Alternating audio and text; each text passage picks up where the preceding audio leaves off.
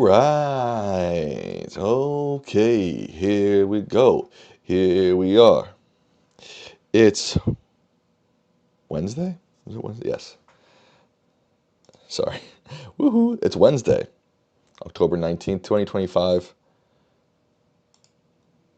Hello, Nathan Casey Grant. My man. You're my man, Nathan. Thank you. What's everyone sipping on? I'm sipping on a little Icelandic sparkling water. Hello, Axel Moreno. Nice to have you here this evening. Been a minute. I went live yesterday. Icelandic like Bjork. No doubt, brother. No doubt. Icelandic. Hello, Shimmering Pilgrim. Good to see you, RG. Ian, hello. RG, you're a member. I forgot I had members on this channel. I think a membership costs like $2, right? Well, I appreciate you being a member. That means a lot to me, actually. Nathan says, just joined DSA.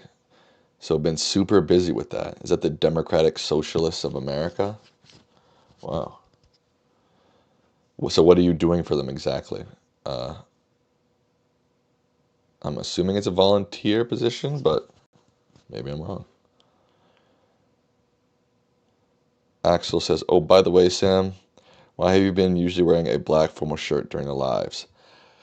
I have been wearing a black formal shirt during the lives because I never know what to wear for the lives. And I was looking back at some old footage where I'm wearing like t-shirts and sweaters. I'm like, I look kind of a little gritty, grimy, you know? So I was like, I want to wear something that makes me look a little bit better, but I don't want to have to think about it, and I don't want to have to wear like a suit and a tie. And so I was like, oh, I got this black shirt. It looks nice, but it's a little bit less formal. Let me just keep it in the studio, and it can be my studio shirt. So whenever I come in here, take off whatever scuzzy shirt I'm wearing, throw on this one. I'm good to go. Hello, Dennis.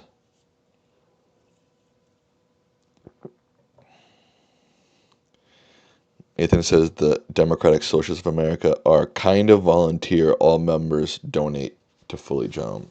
So you're paying them to work for them? That's wild. Like a uniform? Yeah, kind of like a uniform. Something I don't have to like think about. I just walk in here, put on the studio shirt, ready to go. Nothing beats the Grateful Dead blue shirt. That's another thing is that I don't have a lot of clothes right now. Since I moved back from California, a lot of my clothes I still haven't. How do I put this? I moved back. I did unpack everything, but then I had to move again. And then after that, I kind of had still all my stuff in bags.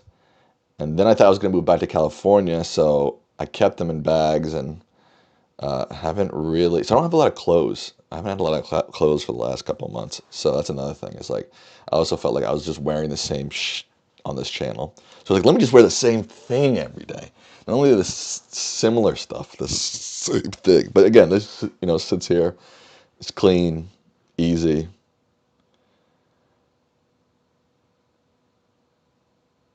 Remember, Sam, it's your destiny. What does that mean exactly? RG says, go DSA, go Mom Donnie. Let me ask you guys a question. Do you guys want to see the chat on screen? Or is it fine to not have it on screen? Let me do a poll. Chat on screen? Yes or no?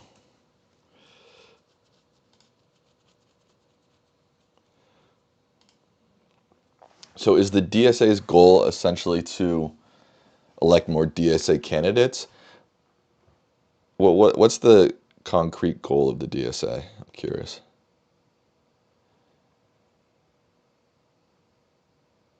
Hello, Khalidi.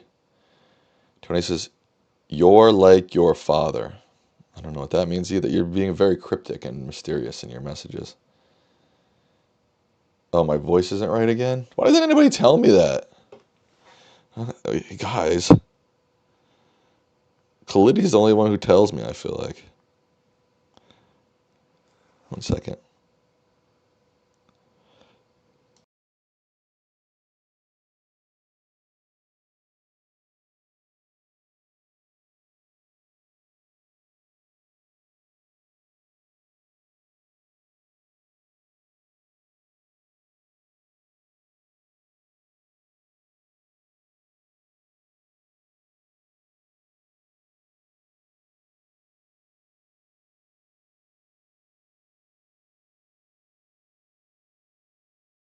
I'm not hearing anything wrong with my voice, Khalidi. I'm not sure what you mean by your voice isn't right.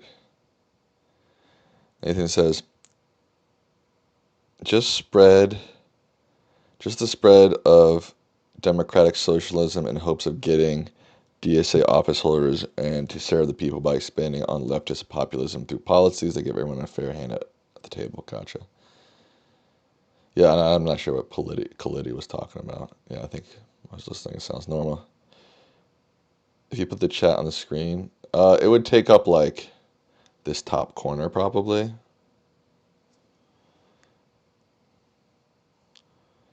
But it kind of seems pointless, especially on YouTube, as the chat's right next to me anyways, right? Like if you want to look at the chat, just it's right there. Why does it need to be? Like you get most people voted yes, but I don't know. Your voice is so smooth it could be a Hershey's commercial. Stop. You're too kind. Far too kind. Yeah, I wasn't. I listened back. It didn't. I didn't notice any issue with my voice. I don't know.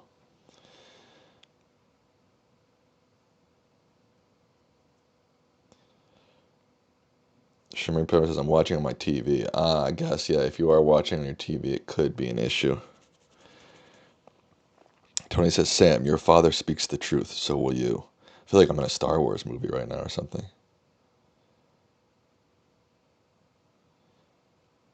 Hershey's, the great American chocolate bar. Let's be honest, Hershey's is not very good.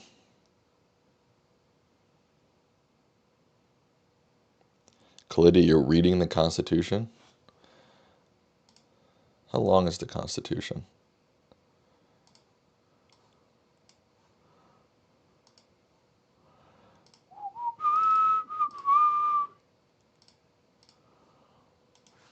How long is the Constitution? 4,000, blah, blah. Reading the original time takes about 30 minutes. That's not very long.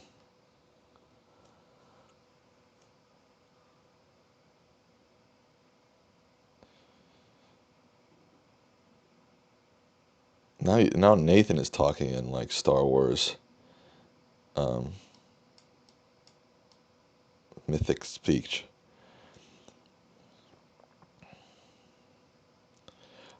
Uh, Ian says, anyone else watching Wicked for good this weekend? I would be surprised if I watched it this weekend, but I did see the first one and I did enjoy it. And I would eventually like to see Wicked for Good. I doubt I'm like opening weekend vibes, but you never know. Maybe I'll get an invite from somebody and I'll say, hey, let's do it. Why is everybody talking so like cryptically?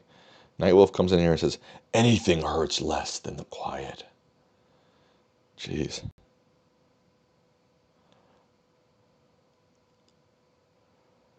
Any Andrew Jackson parallels to Trump you can show?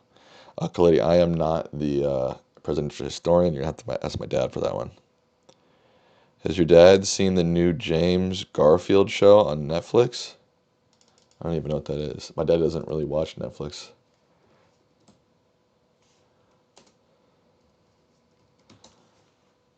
Death by Light. Oh, I saw that pop up. That's about Garfield. I didn't realize that.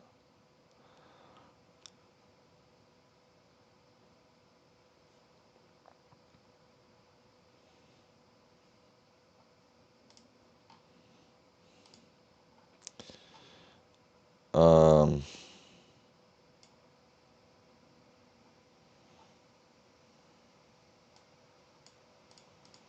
Now here's the second question. How do I put the chat over the video? I'm trying to see if YouTube has a easy way to do it. Doesn't seem like it does.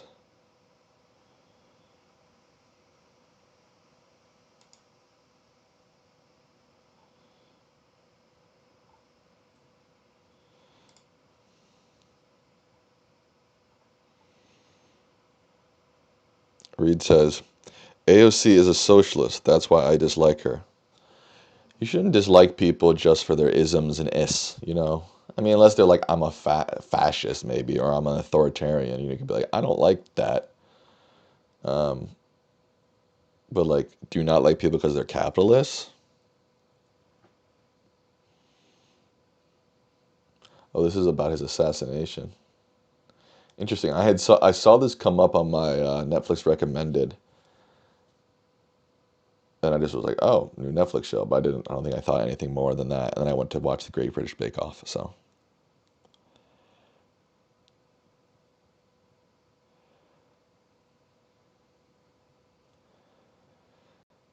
yeah, I'll check it out. It's got good ratings, 90%, 3.5 on Roger Ebert. Who knew Roger Ebert was doing Netflix shows? But hey, such are the times, right? Claudia says, contrary to the conventional wisdom, most of my classmates, including me, want AOC for the presidency in 28. I don't see that happening, but you never know. What did they cook or bake? I'm on the latest season, the newest season of Bake Off. I don't remember what episode I'm on. Maybe 3 or 4. So far, they've had bread week, biscuit week, back to school week. So I must be on episode 4 or 3. Ian says, I've been rewatching season 4 of Stranger Things to get ready for season 5. Yes, I am a big Stranger Things fan. Although, when I hear something, I don't think I finished the end of season 4. I think it was right when I was moving to LA. No, it couldn't have been. I don't know. I didn't finish the end of season 4 for whatever reason. So I think I had like literally one more episode, but I'm waiting for that to come out so I can watch the last episode of season 4 and then go right into 5. Nathan says, sadly, it's going to be Gavin Newsom. He's lame as F. Yeah, it sure seems that way as of today, but a lot can change. And yeah, I don't know. I'm not the biggest Gavin Newsom fan, but during the Trump era, I would say prior to this Trump 2.0, he did nothing for me. But he's impressed me quite a bit under Trump 2.0.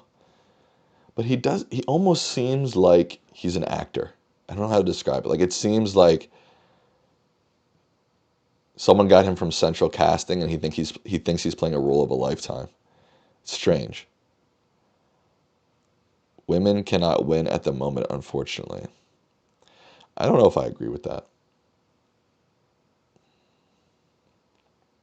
Isn't that what Michelle Obama just said?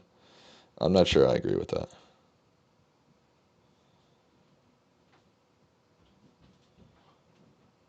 Stop, Ian. We could get a surprise candidate like Carter or Clinton. What are you talking about? Huh?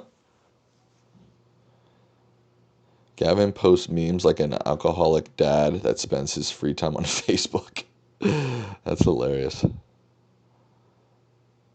Yeah, I would just say Trump also. I mean, Trump does that times 10 probably. But I don't believe that's how we fight fire with fire. I see what you're saying. I don't necessarily disagree with that. Ian says Hillary nearly won. I disagree with Michelle. I mean, yeah, Hillary won the popular vote. We're talking about a couple thousand votes in a few swing states.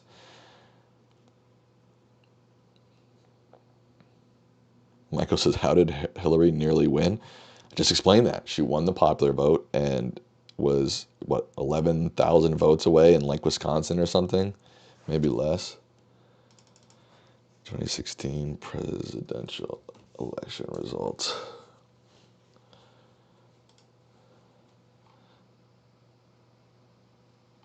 She won by 3 million votes. That's crazy. How do you see state by state, though?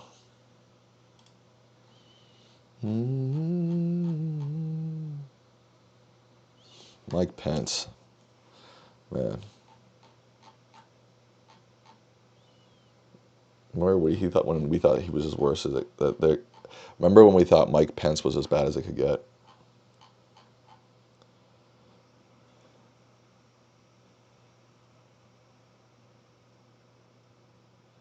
Sam, people have no clue. Al Gore beat Bush. Well, yeah, we know that. I mean, that's been proven.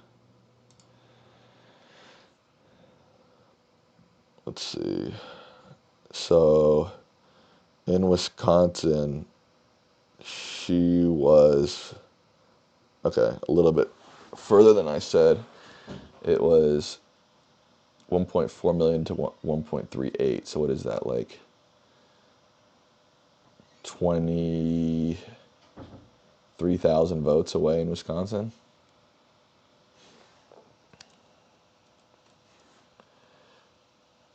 Let me do the math here. I like your style, Sammy. That's why I'm a member. Oh, thanks. What's my style? I don't even know. But I'm glad you like it. Who the F was Hillary's running mate? It was Tim Kaine. Remember? Thank you, Tony. Did Hillary's email scandal really affect the keys? I don't think so. Let's see.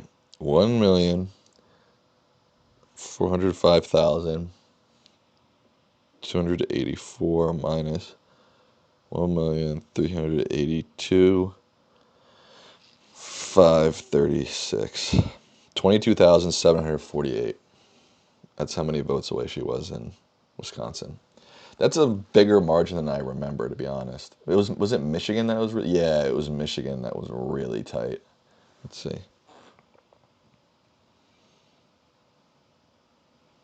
Professor called it for Trump fairly early in 2016. Did he? I thought he called it in like September. Maybe I'm wrong. I can't remember exactly. Hi, Bubby. 2,279,543 minus 268,839. No, I didn't do that right. 2,268,839. There we go. 10,700 votes in Michigan.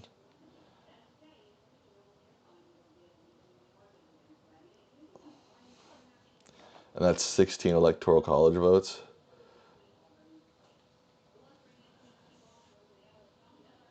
I mean, that alone would have made the race really tight, right?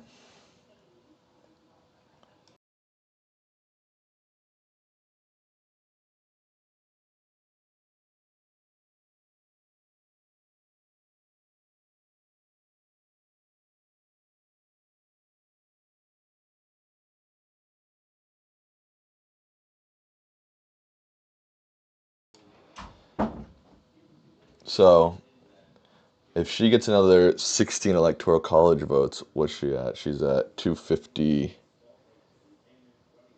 No, 248. I mean, he still wins even just with Michigan.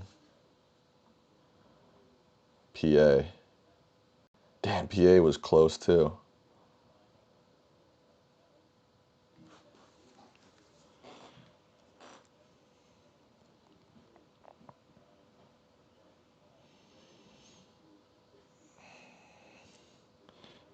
Two nine seven zero 733 minus 2,926,441. 41,000 votes in PA.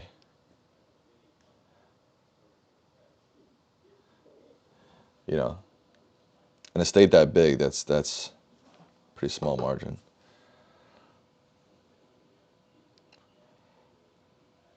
Am I Fortniting tonight? Dude, I haven't played Fortnite probably since the last time I streamed it, which is probably like 2 months ago. So probably not. I'm probably just chilling and chatting tonight. Clinton won New Hampshire by 3,000 votes. That's tight, but it's also a tiny state. I mean, there's not even a million votes, is it? Sorry, Nathan.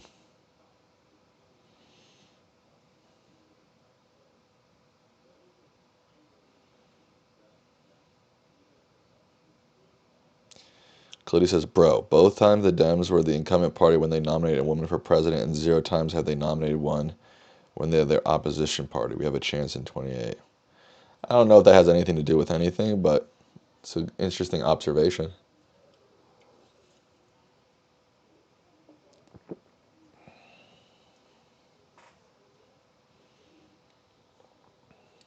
How close was Georgia? Yeah, I mean, pretty close. Not, I mean, no, not pretty close. 51% to 45%. It's actually not that close. 47 points. The Michigan one was the closest. 0.2% differential. 0.8% differential in Wisconsin. 0.7% in these three states, man. That's what cost of the election, were these three states. Yeah, I think Georgia is closer, has been closer in 2020 and 2024 than this.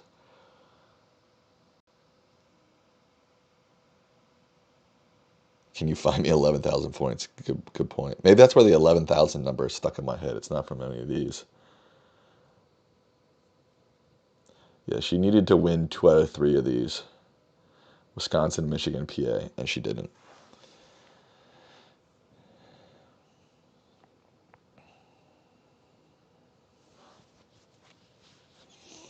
Shout out to Nathan getting off work at 5:30. He's going to get faded. Now, if there are any children watching, he's going to get faded off of chocolate chip cookies. Right, Nathan?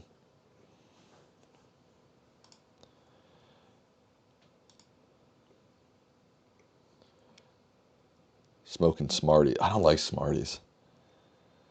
I've never liked Smarties. When it comes to candy, I'm definitely like a chocolate candy guy. I like gummies. I do like certain gummies. But I'm mostly like Kit Kats, Milky Ways, Snickers, M&Ms. Let's get faded. Nathan will tell you. You've been smoking since you're 14 years old?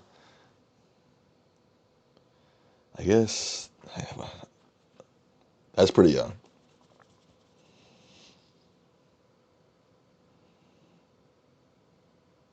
Night Wolf says, Nathan, the Lord is calling to thou. Night Wolf is a funny guy. Nathan says, I'm an atheist. That's a good comeback, Nathan.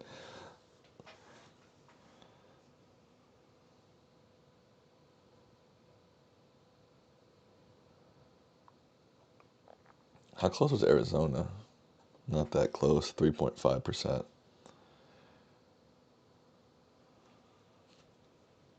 Can you imagine if the New York Times quickly broke the story of the meeting in Trump Tower on June 9th, 2016 between the Trump campaign and the Russian lawyer? It all came out in 2017. Yeah, I do remember that. I don't remember the timeline. I I don't know if that would have had a difference in the election. I mean, who knows? I mean, again, we're talking about 0.2%. We're talking about, what did I say, 7,000 votes in, or what was it? No, I just said it. No, I can't remember. 0.2% differential. Would that have changed? But she needed to win 2 of these. 0.8. This Pennsylvania. Pennsylvania and Michigan were the 2 closest. She needed to win these 2 states.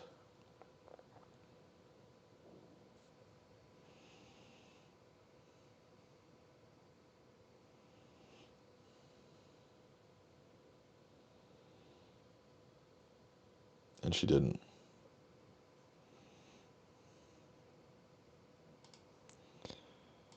Let it all hang out. That was definitely an interesting story. Was it like enough to, again, change the election? I'm not sure.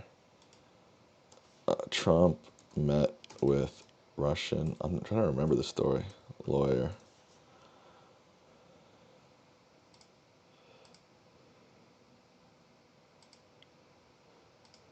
Oops.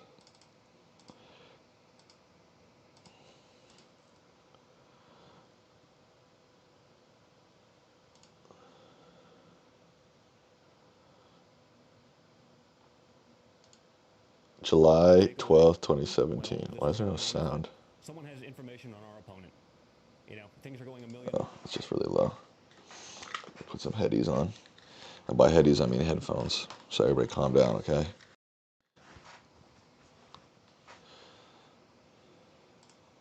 Miles an hour. You know what it's like to be on a campaign. We just won Indiana, but we're talking about a contested convention. Things are going a million miles an hour again. And hey, wait a minute. I've heard about all these things, but maybe this is something. I should hear them out. Okay. When you read the parts about the This was a Hannity interview. Interesting. Russian government or Russia supporting your father, did that put off any sirens in your? It's interesting. Like, he seems kind of like, he seems kind of, this is a very different Trump persona than the Trump persona that exists in 2025. He seems a little nervous. He seems defensive. I feel like in 2025, Don Jr. would just be like, hey, yeah, I talked to them. Who cares? F the woke. Honestly, I don't know. I mean, I think this was, again, just basic information that was going to be possibly there. I didn't know these guys well enough to understand that if this talent manager from Miss Universe, Like, he seems guilty, right? And he seems scared. had this kind of, I don't even think my sirens, went up or the antennas went up at this time because of it, because it wasn't the issue that it's been made out to be over the last, 9 months. At any point were you told, either in a phone conversation or otherwise, what they might tell you, what Goldstone seemed to be implying you would receive? No, as I recall, it was all basically this email coordination. Let's try to set up a meeting and see what happens, and that it was going to be interesting information. And, in the end, it wasn't about taken back by her saying, talking about me pressing for the information. But as you can see from the emails, the pretext of the meeting was, hey, we have information. And there was, some small talks. I don't even remember what it was. It just was sort of nonsense. God, this seems like a different world. I don't even think this would be a scandal in 2025. I think Trump could talk to 50 Russian lawyers. No one would care in 2025. Inane and garbled, and then quickly went on to, a story about Russian adoption and how we could possibly help. And really, that's where we shut it down, which is, wait a second, what does this have to do with? Did you even know what the McGinty Act was? I'd never even heard of it before, that day. Attack took how long? How long was the meeting? 20 minutes or so. About 20 minutes. And Jared. All right, and they met. I'd already said that. Left after 5 or 10? Yes. Like she said, and Paul Manafort was on his phone the whole time. Pretty much. I have a quick statement that I'll read from the president. Oh my God! Remember when Sarah Huckabee Sanders was the press secretary? Wow. My son is a She's now the governor of Arkansas. high quality person, and I applaud his transparency. And beyond that, I'm going to have to refer. My son is a high quality person. I applaud his transparency. Like, can you imagine it? Again, his response now, it would be so, the crooked Democrats are trying to do the witch. This was so tame compared to now. Different times, man.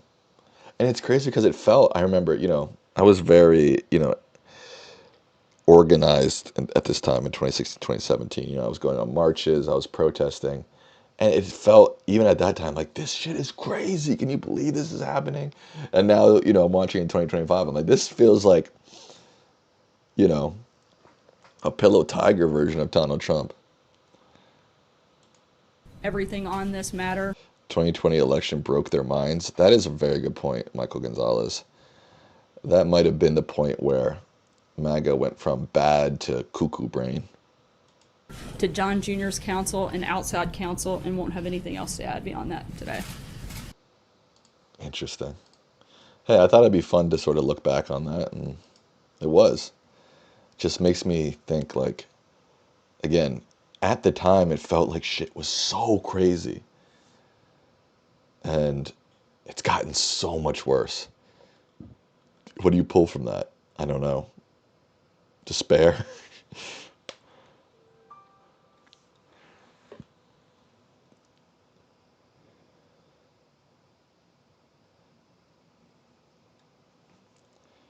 Dennis says, we're so numb to cuckoo brain now. That's a very good point. Extremely good point. We become numb to this kind of stuff. at the time we were so not numb to it. So even this stuff, I mean, this is a big deal too. That's another thing. This is still a big deal, but in 2025, we've become so, yeah, numb, and they've become so cuckoo brain that I don't even think this would be a big story.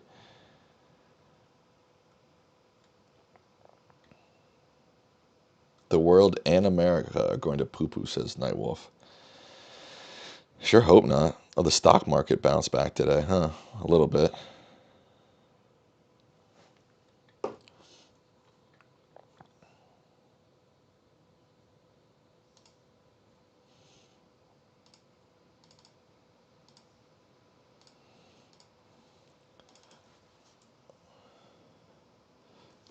Stock market. At this point, Jeffrey Epstein is POTUS, right? That's how nuts the world seems, that people might actually believe that a dead man child trafficker is actually POTUS. If Trump had won the 2020 election, would he have been less destructive? I think he would have been less destructive than he is now, but still more destructive than 1.0. Sam, you should go on Piers Morgan show. Why? To get screamed at by a bunch of political talking heads? No thanks. And they wouldn't have me. Who am I? They wouldn't have me anyways. I just closed the poll. I don't know. I don't know how to put it on screen, to be honest with you.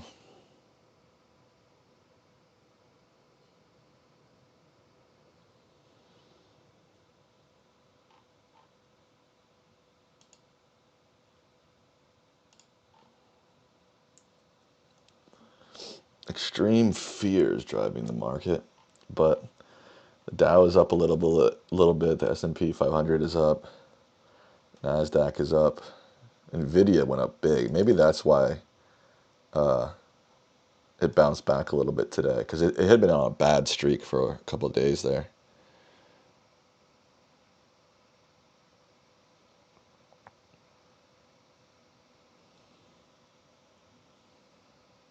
The AI stocks. Yeah, I certainly think AI is a interesting tool, and it has definitely helped me do some things that, better than I could have done without AI. But overall, I'm starting to believe that AI is a little bit of snake oil. You know what I mean? I'm not sure that it's as good as they're making it out to be. There's certainly, I think at this point, I think it's pretty clear that they're certainly overvaluing it, right?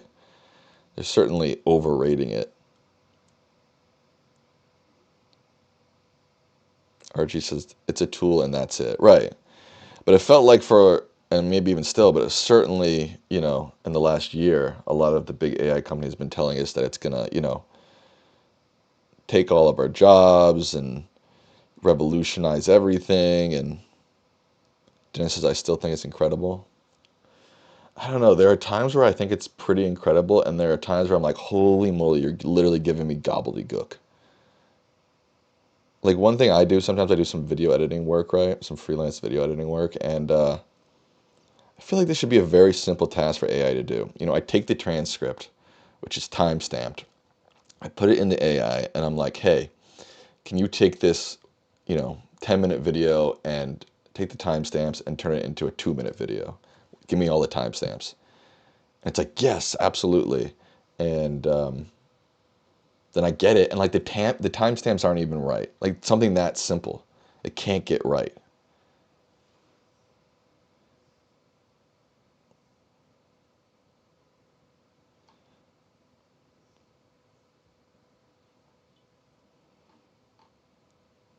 Depends on what you do and what AI you use. Yeah, I mean, like, and I use Midjourney sometimes, which is like a image generation AI, and it is very good, but like there are problems that existed, I don't know, maybe 6 months ago, that they claim they're, it's gonna, like, for example, Midjourney still can't do text. Like, why? It's been months and months since, I heard rumblings that, the text was going to be, but it hasn't improved. And like from ChatGPT 4 to ChatGPT 5, they were telling us that like we were going to be blown away, and ChatGPT 4 is going to seem archaic and compared to ChatGPT 5, and I can't tell any difference. Obviously, that's anecdotal evidence, but I can't tell any difference. Do you think we are in an AI bubble? I mean, I definitely think we're in an AI bubble. There's no doubt that the stock market and the AI companies are way overvalued, right?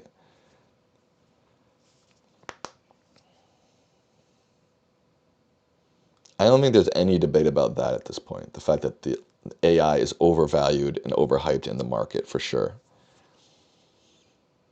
I mean, of course, there's maybe some debate, but like, look what's happening, right? Extreme fear. We've seen days and days of losses. Now, will it rebound and all these people be proven wrong? I guess that is still a possibility. Try Gemini for images. I have heard that Gemini is a little bit better, but then I feel like now we're just in like the streaming version of AI. It's like now I need to pay for 7 different AI platforms because this one does this and that one doesn't. It's just like, if you want this show, you have to have Netflix, and that show you have to have Paramount. And it's like, I don't find that these are good or helpful business models for consumers. What do you think about completely AI actors in movies? I'm against it. I'm against it. I don't. I don't think you can just start replacing humans and taking their jobs away and things are just going to be okay. Why is Google's AI overview still happening? I'm not sure. I'm not sure I understand the question. Is this the moment the AI bubble is bursting? That's what a lot of people are saying, that we are in the process of the AI bubble bursting. We'll see. What about sexy robots? Chill, bro. I'm curious to when AI will become self-aware. See, this is the path that I'm starting to go on. I don't think that's possible.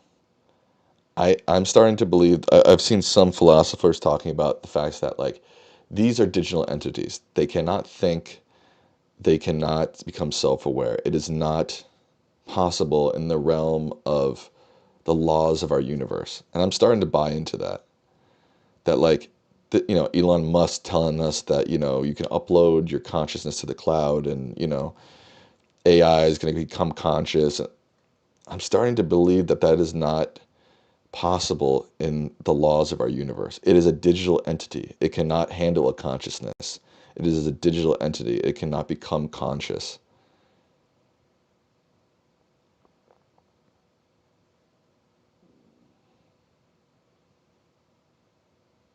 I don't know. And look, I was buying, when I was first using these AI tools, I was totally buying into them. I thought ChatGPT was incredible and Midjourney was incredible, but since that point, my outlook on them has either plateaued, stayed the same, or dropped a little bit. Again, there's sometimes I use ChatGPT and I'm just like, bruh, I can't, this is not helpful at all. In fact, it's kind of hurt, it's sometimes it just gives you gobbledygook. John Searle, the philosopher, argued a long time ago what you just said. Yeah, this is something that philosophers have been talking about for a long time. I didn't just come up with it. But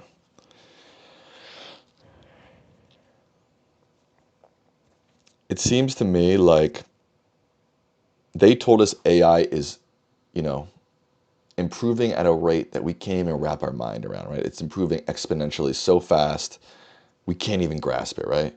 What I think is actually happening is the AI theory has been around since Alan Turing, right? And certainly since the 70s and the 80s when they were starting to theorize large language models. And essentially, our computing power and our marketing capabilities to the masses have now matched AI theory. Not that these companies invented AI theory 5 years ago and now are going like this. Does that make sense?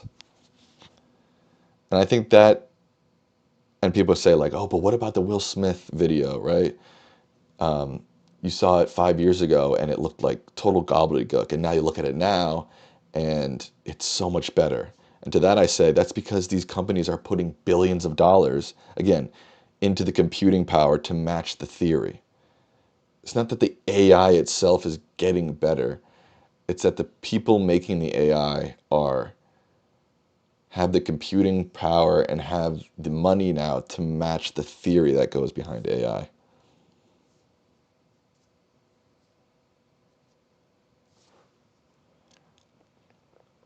consciousness only comes with a soul. Sherman Pringle says we don't fully understand our own consciousness. Yeah, that's one thing. I've sort of been thinking about recently and interested in recently is consciousness. Because yeah, I don't think we. Yeah, what is a soul? What is consciousness? These are big questions that it doesn't seem like there's a lot of concrete answers to. And what does that mean, right? Will we ever get concrete answers to consciousness and soul? And then, then ideas of deities and religions come into play, which I'm not necessarily a big fan of, but at one point in my life, I really did think that everything in our lives can be explained by science. And I still do believe that maybe 98% of things in our life can be solved by science and logic and physics and, things like that. I used to think 100%, right? Now I've come back to maybe 98%. And maybe that's just because we just don't know yet. And maybe in 200 years, when we have a scientific understanding of consciousness and soul, I'll be back to 100. Everybody will be back to thinking 100%. But I would say for most of my young adult life, I always thought, oh, everything, will be solved by science. Most things are already solved by science. Eventually it will be. But as I think about consciousness and I haven't done a ton of exploration on it, but when I hear people talking about it, no one seems to have answers, right? And to me, that's yeah, either we haven't found out scientifically how to explain them, or maybe there isn't a scientific way to explain them.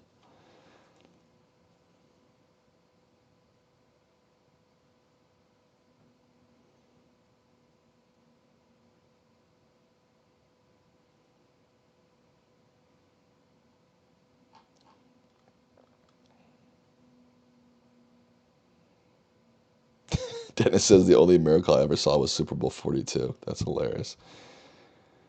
Um, Nathan says, I've done shrooms before. That makes you question things. I get that. I've never done shrooms, but I question enough. I guess I'm just saying basically, recently in my life, I've started to be thinking maybe there are certain things in our lives that are not explainable by science. And maybe there is a soul and, I don't know. Fried Jeremy says sentient consciousness is simply the ability to generate well thought out ideas and then use this as inputs. A feedback loop occurs. See, I'm not convinced that that's all there is to it. Yeah, you can go online and get a definition that's pretty based in science for consciousness, but I am saying I'm more and more convinced that a lot of those definitions and a lot of the ways people think about and talk about consciousness isn't correct. And that's why I think a lot of people are mistaken to say, hey, AI will eventually become conscious, because they're thinking about it in this very literal, scientific way.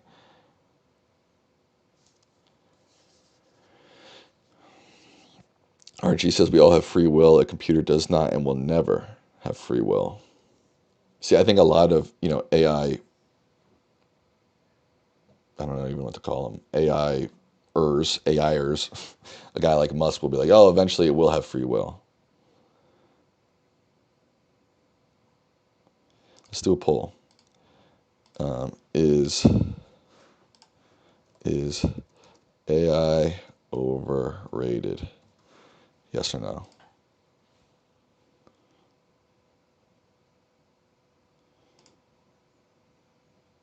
But in a lot of debates of consciousness and the universe, free will is a massive debate in and of itself. Even whether if humans have free will or not.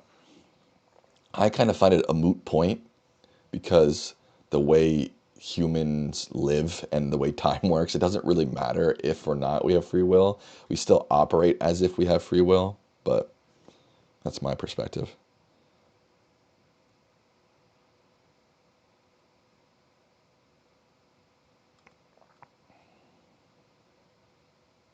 Hello, Cynthia. Timbaland keeps promoting AI artists. I didn't realize that.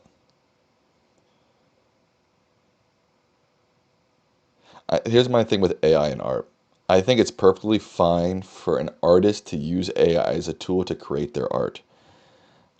I am not cool with just replacing artists with AI. I think that's a clear way to put it, right?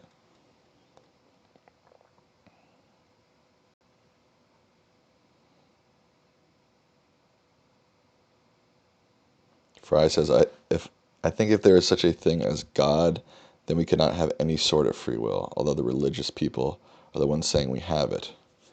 I guess it depends how you define God's powers or how God created life, right? Essentially, if he sprinkled us down and was like, go for it, we do have free will. But if he's a all-knowing, all-being thing that controls everything at all times, I agree that does get in the way of, right, there is some contradiction because a lot of religious people say we do have free will, but then also God is all-knowing, all-powerful, all-controlling.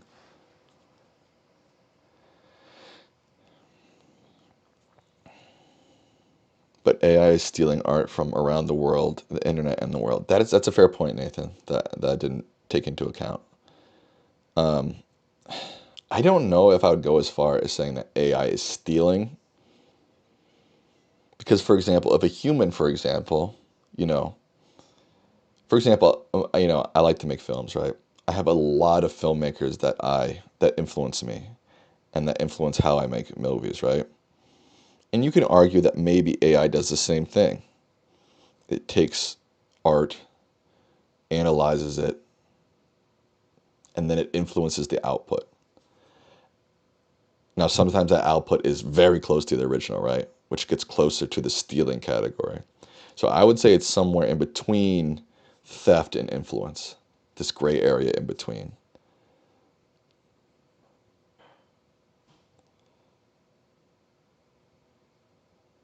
What about the estates of deceased artists allowing AI music, like estates using AI to give us more Hendrix, Elvis, MJ? I guess that's up to them. As a consumer, that would feel weird. Like, I don't know if I would want to listen to a AI Hendrix song.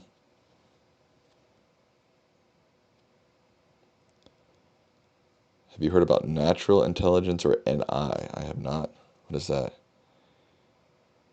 Fry says, if you repeat an exact duplicate of a Rembrandt but sign it to your name, is it forgery or just your version?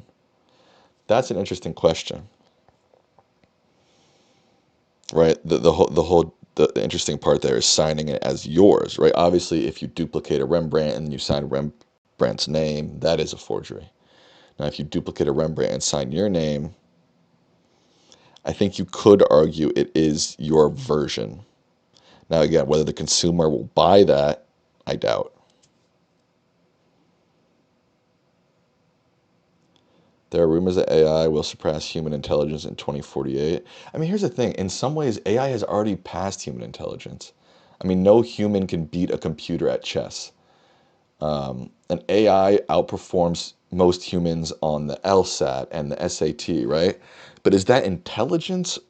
I mean, that is a form of intelligence, but it is not a full-fledged conscious intelligence. That's the difference that I see, is that yes, AI is very good at certain things, but will it ever be fully intelligent, fully conscious? I don't think so.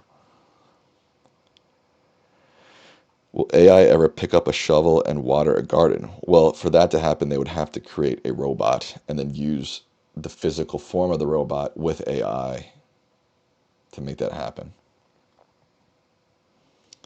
Paul McCartney's stance on AI is interesting too. It robs, quote, real creators, and streaming platforms basically pocket the profits. That's another thing too. It's like we also have to decide as consumers, as humans, as artists, as people consume art, like what kind of world do we want to live in? Like, okay, yeah, maybe you can argue that AI isn't stealing, right?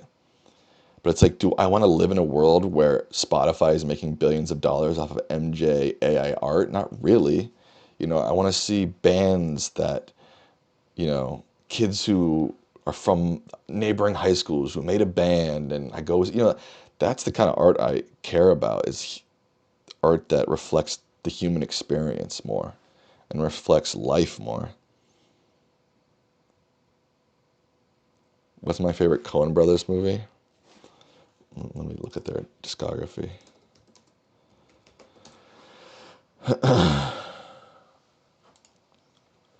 No Country for Old Men.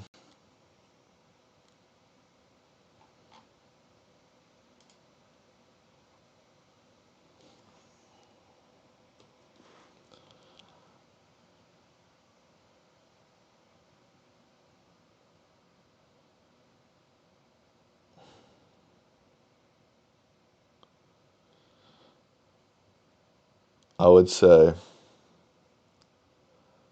I've never seen Raising Arizona. I need to see that.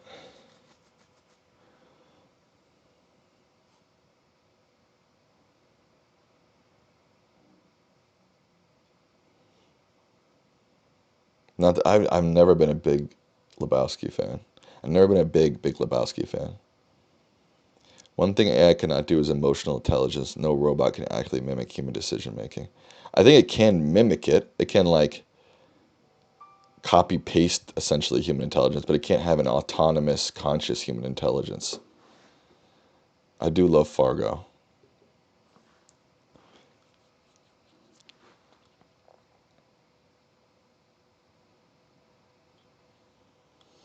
I would say it's tough. Which one's my second? No Country for Old Men is by far and away my favorite of theirs. It's one of my favorite films ever. No Country for Old Men. What's second? Um, Probably Fargo is second. And then Burn After Reading and Serious Man, I love both of them for different ways. They're probably tied for third.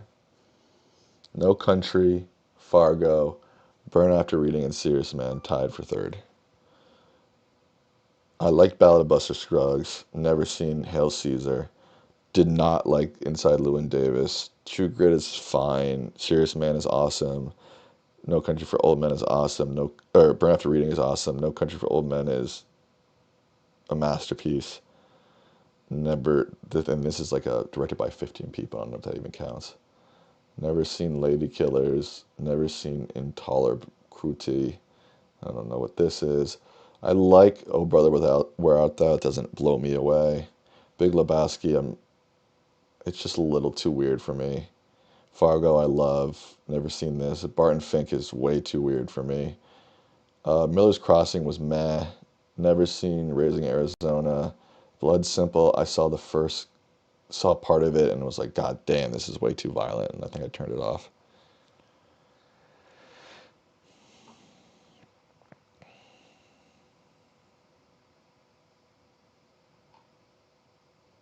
Yeah, I can't have big dick energy. That's so true. Lebowski was weird but good. I might have to rewatch Lebowski because I've only seen it once. Um, and it seems like the type of film you got to watch twice to really sink your teeth into. Did you see Pulp Fiction? I love Pulp Fiction. I'm not against violence in movies necessarily, or like will instantly turn off a movie because it's too violent. For whatever reason, Blood Simple. Maybe I didn't give it enough of a chance, but or whatever that night. I don't, who knows? This was years ago, but I wasn't feeling it.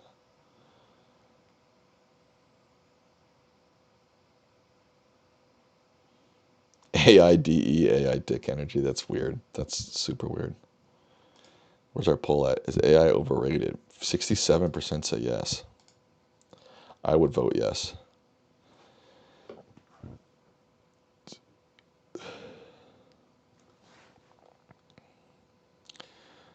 Favorite Scorsese movie? Are we just gonna go through all the directors now? Hey, I would love to. Hold on, I gotta set my fantasy basketball lineup. Do you think economy cues were misunderstood last election? Yes, quite possibly. Let's see.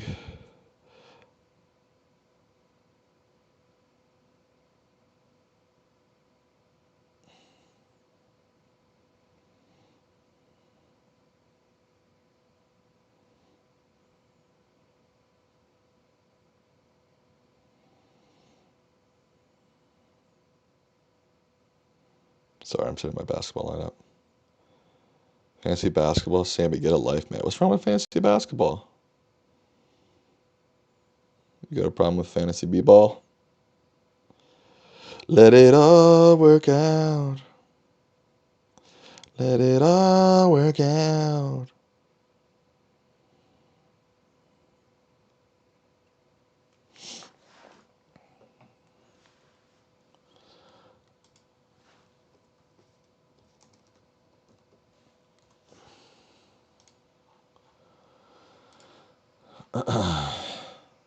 Thank you, George. Damn, George, thank you, man. I appreciate that donation. That helps a lot.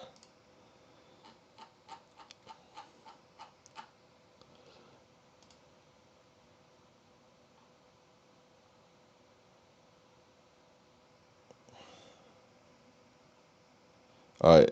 Congrats to Nathan for clocking out. All right. Let's see. What's my favorite Scorsese film? No, no, no, no, no, no. Maybe. No, no, no, no. Maybe. No, no.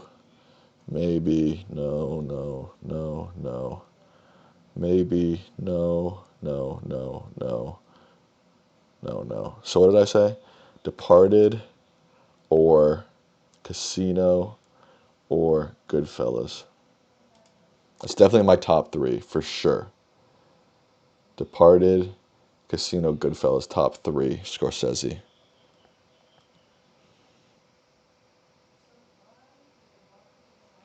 Hey, Cynthia, don't worry about. I understand that money's tight right now with the holidays. Don't worry about donating if you can't do it.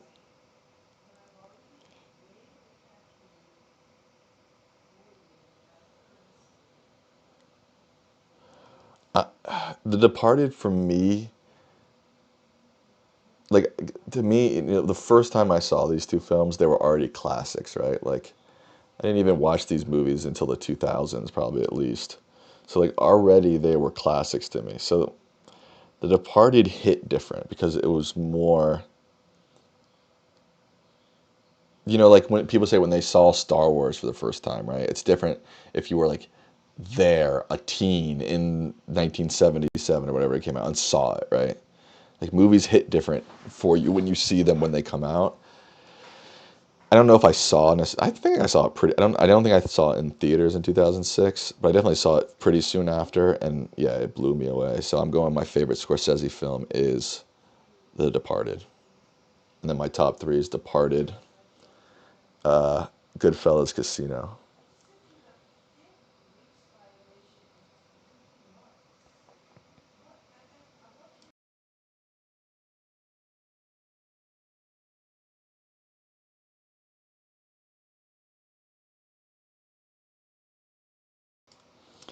Killers of the Flower Moon. I liked. Irishman. I also liked. Silence. I only saw part of. I never finished. Wolf of Wall Street. I do not like. Hugo. I love. Shutter Island.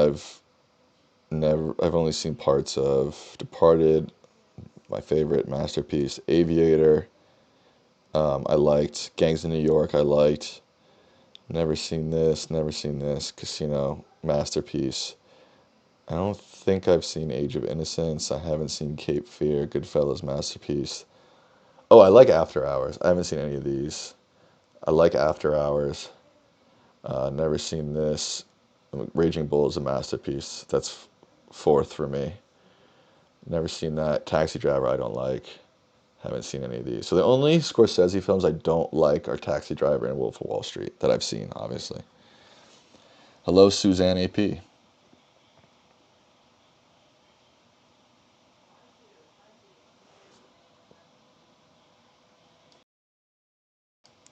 Overrated in what sense? Oh, you just missed the whole AI conversation, Suzanne. You have to go back and watch it after the live.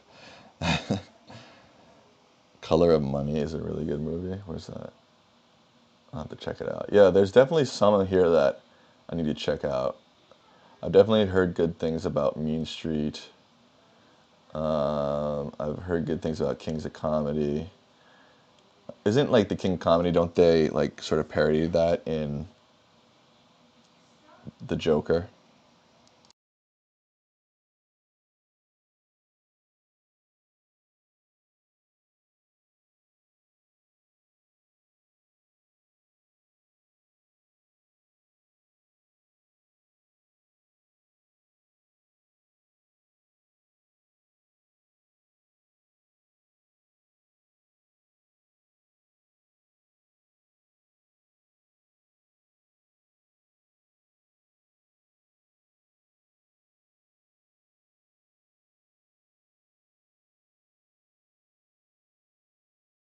I don't really have a favorite genre of movie. I'm open to a wide range of genres. Have you ever been to Oakland before? Definitely been to the Bay Area. I don't know if I've specifically been to Oakland. Can't remember. I've never stayed in Oakland. When I was in the Bay Area, I stayed in San Francisco.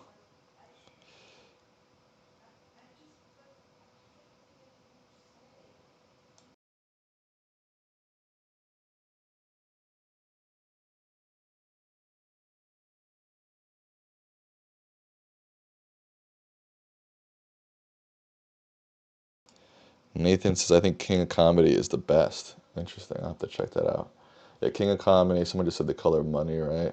His religious stuff doesn't seem to hit. I don't know what it is about his religious stuff, but it doesn't. No one ever seems to like his religious stuff. Like I think I started Silence and I just was so bored I turned it off. I think Killers of the Flower Moon is and Irishman are his two most underrated ones. I think they're a lot better than people make them out to be. The issue with The Irishman is it's too long, so it's not very accessible. And Killers of the Flower Moon is pretty dark and depressing, and also long. I've never even heard of this, Bringing Out the Dead. Never heard of this, Kundun.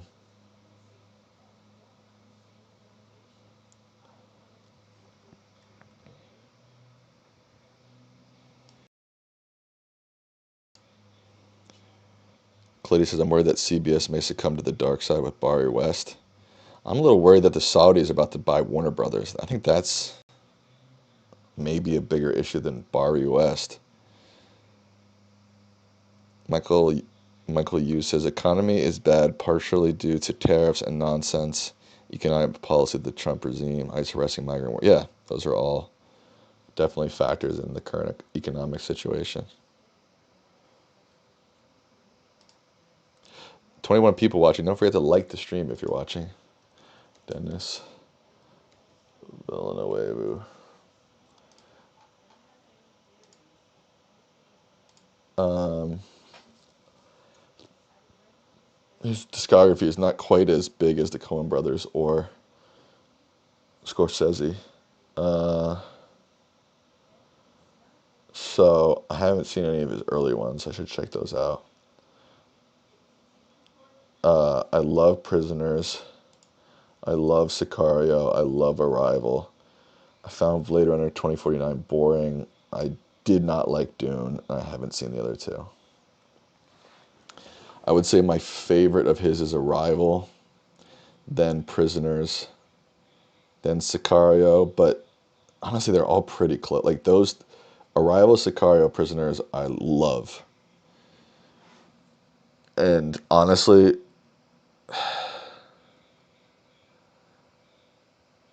I could almost order them in any order. It's hard to. I know Arrival is number one. Sicario and Prisoners is harder. I've seen Sicario multiple times, and I've only seen Prisoners once, so maybe that tells you something. Blade Runner 2049. I don't know. I don't know if people in the chat like this movie, but I just found it extremely boring. And it's funny because I saw it when I was in grad school and I was making my thesis film, which is also pretty slow paced, you know, pretty existential, etc. And my one of my best friends in grad school and my cinematographer of my movie who loved it, we saw it together. We came out of the movie and we got in this big argument because I said it was boring and he liked it and he was like, "Bro, your thesis film is just as boring as this." And I was like, "Oh, come on, bro!" And we got in a big argument over it. But I don't know. Again, I like slow. I am probably the type of person, one of the few that like slow movies, that like existential movies. But I don't know what this one just didn't do it for me. I found I haven't seen part two, but I found the first Dune. I found it bad, like actually bad. And I know that's a controversial take, and most people probably disagree with me. But I found the acting stale. I found the plot. There was essentially no plot. It was essentially an entire, however many movie, 2+ hour movie that was all set up. It felt like to me. like the last 20 minutes were good, and that's when stuff started, plot started to moving and actions like, and again, I don't need action to be happening to like a film. Again, I like tons of slow, boring movies, but yeah, I felt like the plot wasn't moving for like 90% of it. The acting was stale. People are on and on about the cinematography of this movie and the mise en scène and the set design, the costume design. And I know the style he was going for, and I respect his vision, but I don't know. I found it a little boring, you know? And again, I get that's what he was going for, this like flat, sterile, muted, colorless. I get that, but I don't know.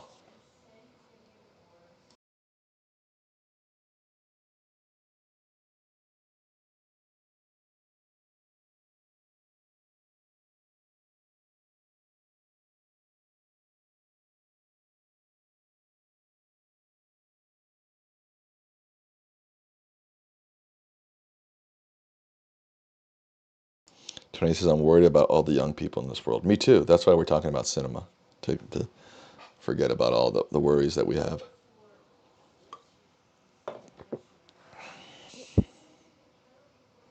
Now, people say that Dune 2, really brings it home. And the thing about the original Dune is I sat down and I watched it and I turned it off halfway through and I was like, I do not like this. And then like a year later, one of my roommates was like, no, you have to watch it. Like, I'll sit down and watch it with you. And I was like, all right. And so I sat down and watched the full thing. And I was like, my opinion of it changed almost like 2% based off of stopping it like my opinion of it stopping halfway through and my opinion of it through the whole thing changed maybe 2%. It didn't change it much.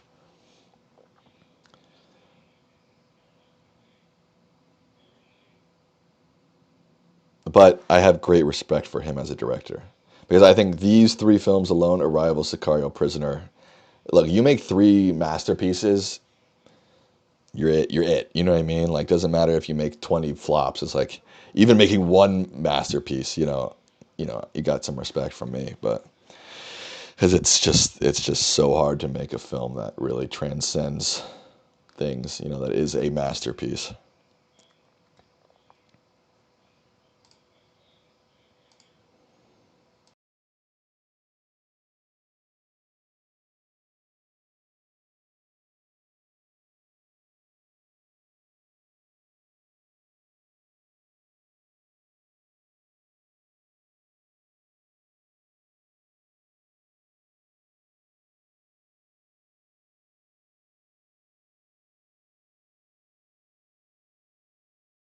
Damn, Dune had the other issue I had with Dune is like it's just so overrated. Like it had 10 Academy Award nominations, like 6 wins. Like, come on, that movie was not that good. Let's do a Dune poll. 65% say that AI is overrated.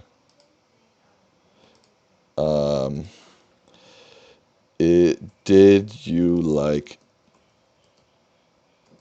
Dune 1 2021? Just so we know it's not the 80s version. Yes, no. Oh, I had an option. Didn't see it.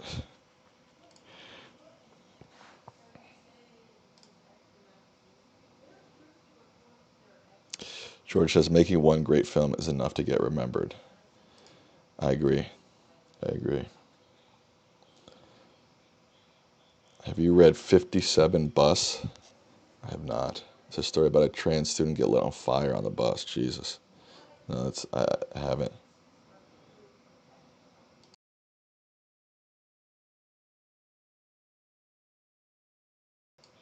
Give me 1 second. I'll be right back.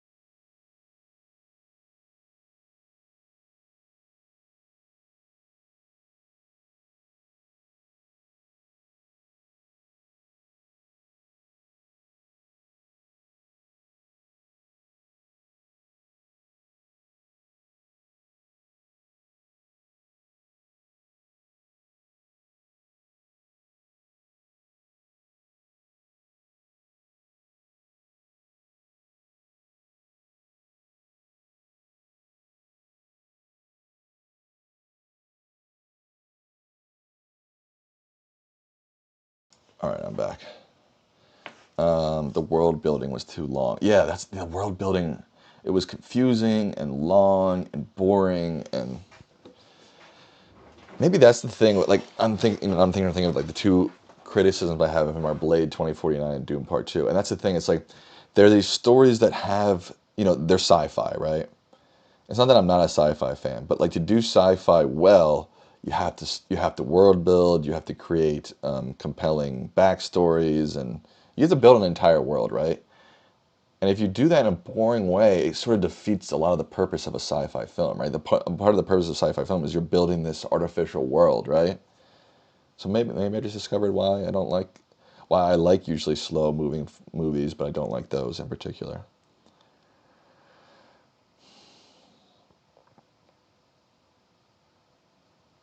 I did not see the second Avatar, and I don't really have an interest to. I thought the first one was not very good.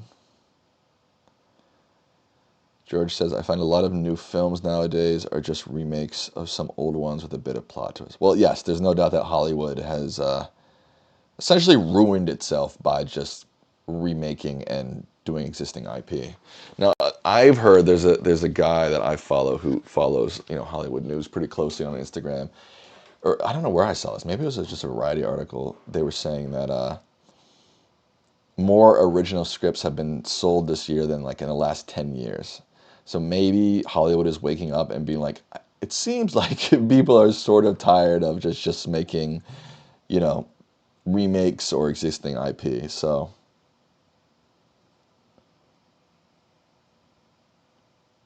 I don't know. Hollywood's in big trouble. And if they sell Warner Brothers to the Saudis, that that spells disaster in my mind. Like that's how desperate Warner Brothers is to sell, that they're willing to sell to a foreign entity. Not only just a foreign entity where women can't even drive. Like that's the society we want to have a say in our media. Not me. Cynthia says, I feel like I'm the only person on earth that doesn't like James Cameron movies. I do like Titanic. What else has he done? He spent fucking 40 years, it feels like, making these stupid Avatar movies. Now, again, I haven't seen the second one, and I try to not judge a film unless I've seen it. Right? It's interesting. It feels like a lot of times people judge films with. Oh, I don't like Terminator. I don't like either. I've only seen the original, and again, I saw it, 40 years after it came out, so I understand it's different for people who saw it, when it came out. I mean, this guy hasn't made that many movies. He's spent 20 years making Avatar. Oh, Aliens. I do like Aliens. I don't like Terminator. I do like Aliens. I haven't seen Abyss. Haven't seen True Lies. I do. Yeah, I agree with you, Cynthia. He is certainly overrated. I mean, in my mind, the original Avatar is essentially the plot of Pocahontas copy pasted, and with a sci-fi twist. I don't even I don't even find it very visually appealing. Aliens was okay. I like Aliens. Alien and Aliens I like. Aliens is the second one, right?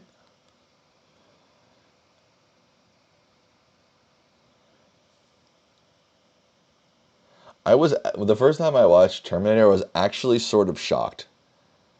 Like I remember watching it and being like, this is what everybody loves, this movie? It's kind of dog shit.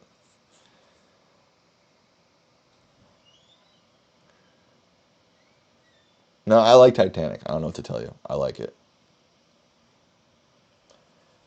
I don't think the writing is very like especially the dialogue. The dialogue is kind of dog shit. But other than that, it gets me. So this is like I could just never buy the plot for the Titanic. Seriously, this girl would be that sprung over a homeless guy she just knew for a total of 2 days. You know, yeah, I agree, but I'm not necessarily like, it doesn't matter that much to me that like their love story is maybe a little unrealistic. I don't really care. I mean, I guess I care to a certain extent, but it's like the love story itself, and like I don't know, I can kind of believe that. Love does makes you do crazy things sometimes, so I can kind of believe that could happen. I have not seen Terminator 2 because why would I? I mean, unless it's so much better. But like, I didn't like Terminator 1. Why would I watch Terminator 2? Right? Judgment Day was better. I don't know. It's gonna take a lot for me to turn Terminator 2 on. I'm not gonna lie.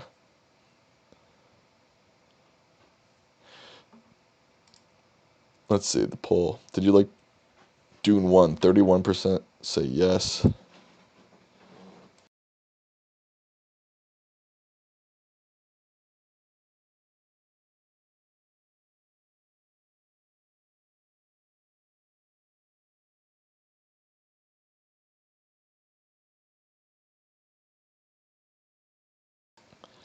I still have to open my dad's pill bottles for him. Did you like Dune 1? 31% say yes, 19 say no. 50% didn't see it. So, all right, I'm in the minority. I get it. I thought I would be.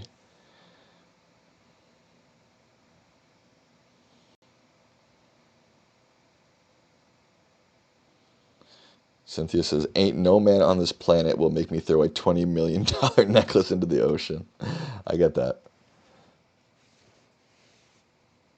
George says, everyone has different tastes in movies. You are correct, George.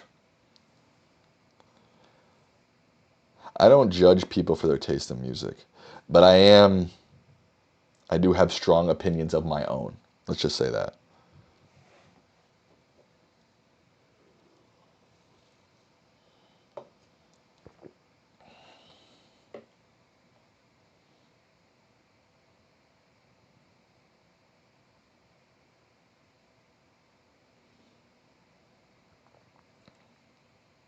Yeah, everybody's got different tastes, different point of views, and I really do believe art hits you differently based off of when you consume it, the age at which you consume it, the context of your life at that point, and also the relation to when it came out and when you saw it.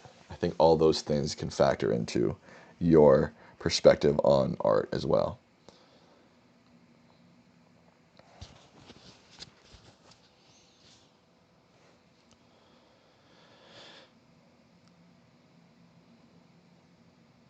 Sammy, do you like The Who? It's funny. My friends used to, in high school, I got into The Who.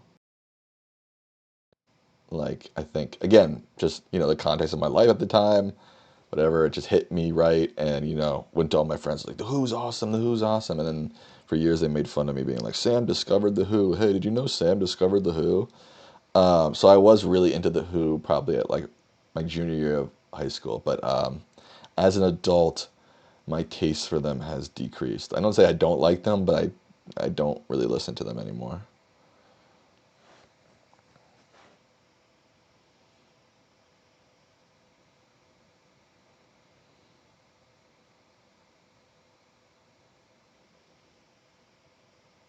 And look, there are certainly movies again that hit at the right time for me that are just yeah, your average person will not think they're good. Like Mighty, I love Mighty Ducks, right? But that just hit like it just hit at the right. It came out when I was the right age at the right time, loving like, you know, if I would have watched that when I was for the first time when I was 29, I would have a totally different opinion on it.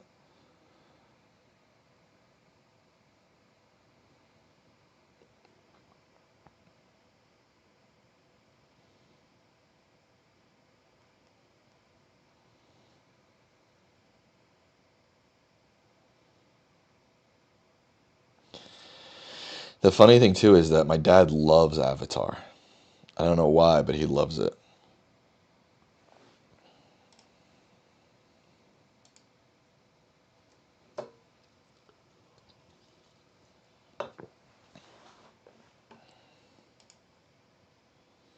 Man, Wikipedia is really hammering their donation stuff lately, huh? The crazy thing to me about James Cameron is like with this small of a filmography, he's become like the highest grossing director of all time. Like, that's kind of crazy when it's this small. I mean, granted, he has some mega hits, Terminator, Titanic, Avatar, right? Like, those alone are carrying him, but still. He loves Blue Smurfs, I guess so. Hello, Droove. RG says sent them $2.75 the other day. You know what's interesting? Again, kind of back to AI. I'm finding myself more and more on Wikipedia because I'm just running into so many issues with the information I'm getting off of AI that, like, still this human built sort of like massive sort of index of information, Wikipedia. I'm like coming back to it. I'm like, Wikipedia is kind of awesome.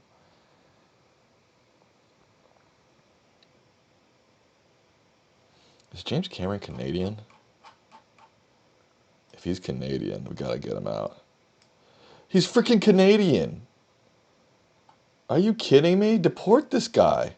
Think about how many jobs and how much money James Cameron has taken from the US.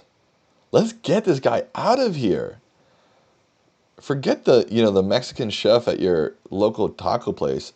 James Cameron is a threat to the United States. Get him out. I'm joking, of course. Justin Bieber, that dude's Canadian. Think about that. This could have been an American. The highest grossing director of all time could have been an American. But we let this guy into our country and take that glory from Americans. Get him out. Justin Bieber out. Seth Rogen out.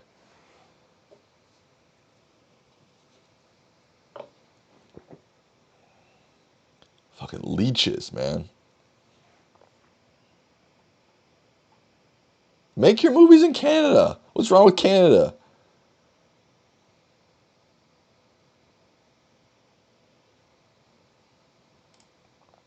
I'm joking, of course. I love Canada. I'm not gonna lie. Every time I've gone to Canada, I've loved it.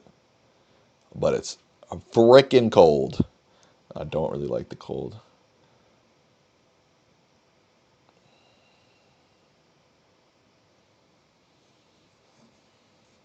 Justin Bieber's overrated. I agree.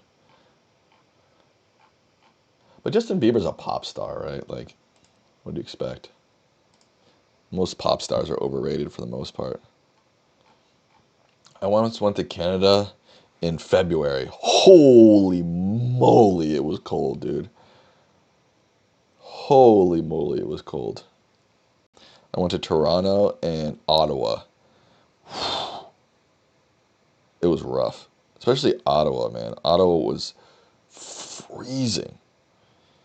And it was like so flat. I remember like waking up and opening my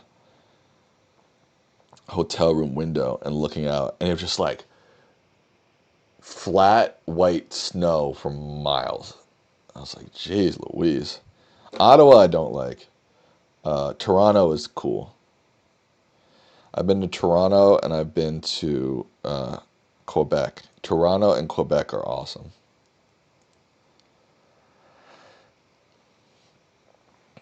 I've never been to Vancouver, so I can't comment on Vancouver, unfortunately. He's from Ontario. He's from Kapuskasing. How do you say that? Oh, that's pretty far north. Toronto's down here, I think. Kapuskasing.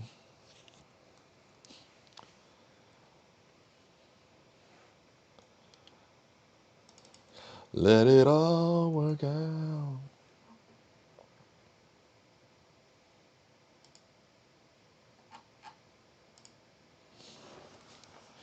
Alexander, I'm good. How are you? I'm checking out Kapuskasing, Canada, where James Cameron was born. That's pretty far north. For Ontario, obviously. These big cities are further north, but for Ontario, that's pretty far north. Toronto's all the way down here. He was born up here. Ottawa's all the way down here. Montreal. Let's see what's going on in Kapuskasing.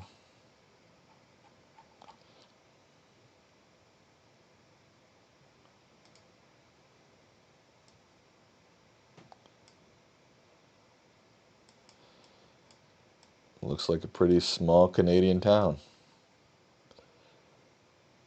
Everyone has options. Tout le monde a des options.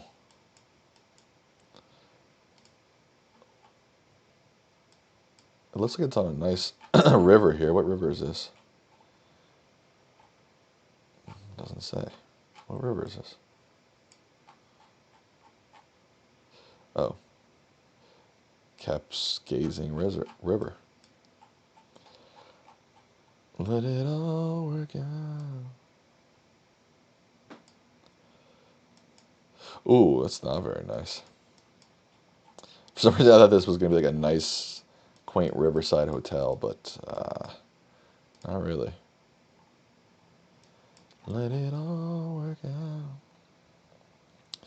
out. I swear, Kalita, you don't listen to the stream. I answered that question about Oakland already.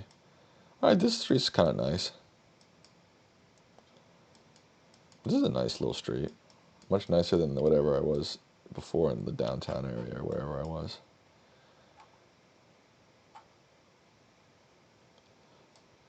Let's see this little area over here. Nice little town circle here. Oh, this place isn't so bad. I mean, it seems very remote, but I like little town circles.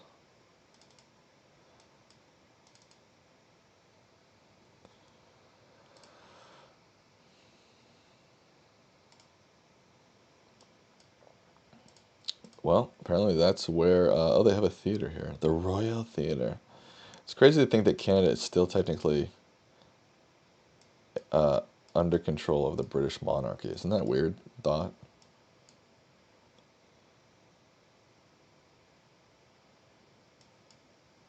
The Royal Theater does not seem to be in good shape.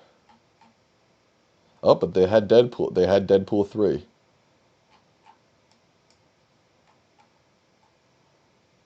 Seven p.m. 9/5. Now, what does that mean exactly? Okay, there's a 7 p.m. showing, 9 p.m. showing, and a 5 p.m. showing. Is that what that means? Wouldn't the 5 be ahead of the 7 and the 9? Ian says, I saw a teaser for Toy Story 5. It might be good, but Toy Story 3 was the pinnacle for me. The OG is the pinnacle for me. But 3 is good, too. Good screenwriter on the third one. I can't remember his name now. He has very good YouTube videos about screenwriting, too. He wrote Little Miss Sunshine and Toy Story 3. I forgot what his name is. Little Miss Sunshine.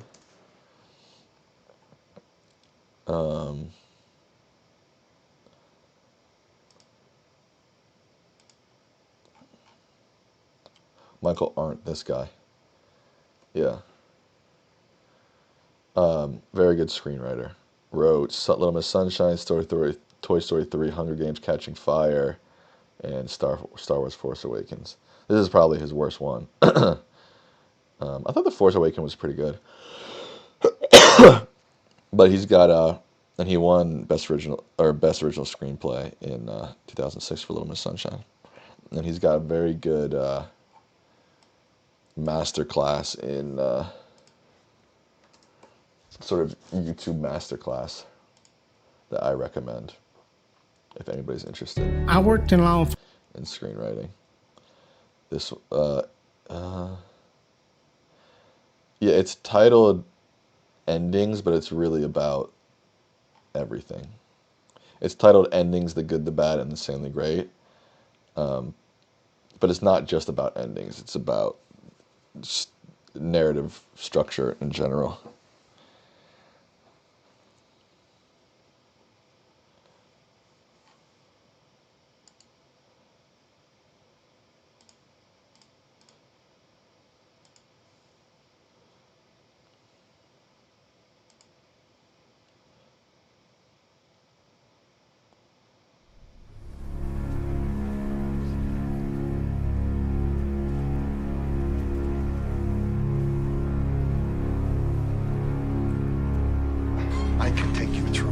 step by step, explain why your story stinks. But I won't insult your intelligence. Well, all right.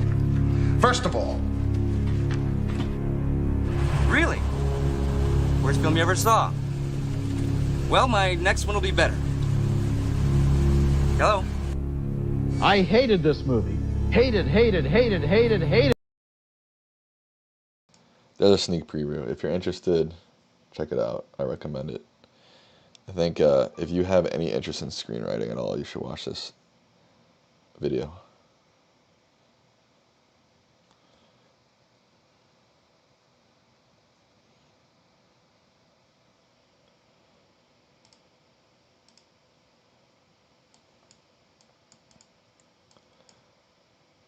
North Side Lanes. That looks like a pretty fun place to go bowling. They need to fix their signs here. Their signs are confusing. Like, this one's confusing. Like, all right, you've got Deadpool 3 at 7 p.m., but what does 9/5 mean? And then this one over here, Cap, meats, sold, and then the here is all falling apart. Someone needs to call the mayor and tell them to get their signs in order. And look at this one, new arrivals. There's no space between. There shouldn't be new arrivals. There's no space in between the two. That's a strange way to start a video. Why do you say that? I think it's an effective way to start a video. Because it establishes that writing movies is hard. And that you will often get harsh critique about your writing of movies. So, here is Michael to tell you how to do it well. Maybe call Zoran to rescue this place. Zoran is our savior for everything, huh? I don't know. I guess we'll see. I heard today that apparently like he's asking for like $4 million in donations to help with his like transition costs or something. It seems a little strange, but I guess we'll see. New poll? What's the new poll? Let's see. Did you like Dune? It didn't come up. I ended the poll and it didn't come up. I think it said 21% said yes. 50% said didn't see it, and the rest said no. Why didn't it come up?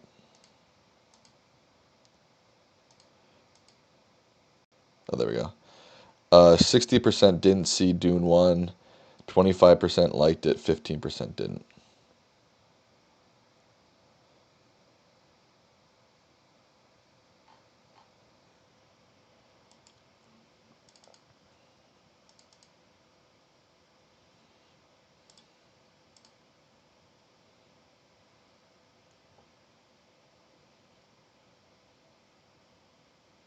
Three of Cameron's films, Avatar, Avatar Way of Water, and Titanic, are amongst the top 4 highest grossing films of all time, with Avatar in the top spot until it was surpassed by Avengers Endgame, before returning to first place in 2021. So it's now ahead of Endgame, huh?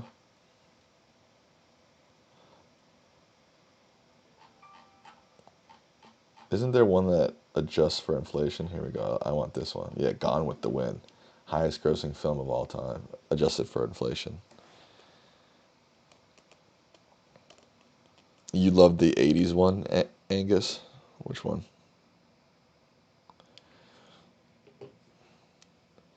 Even with inflation, 2 of his films are in the top 3.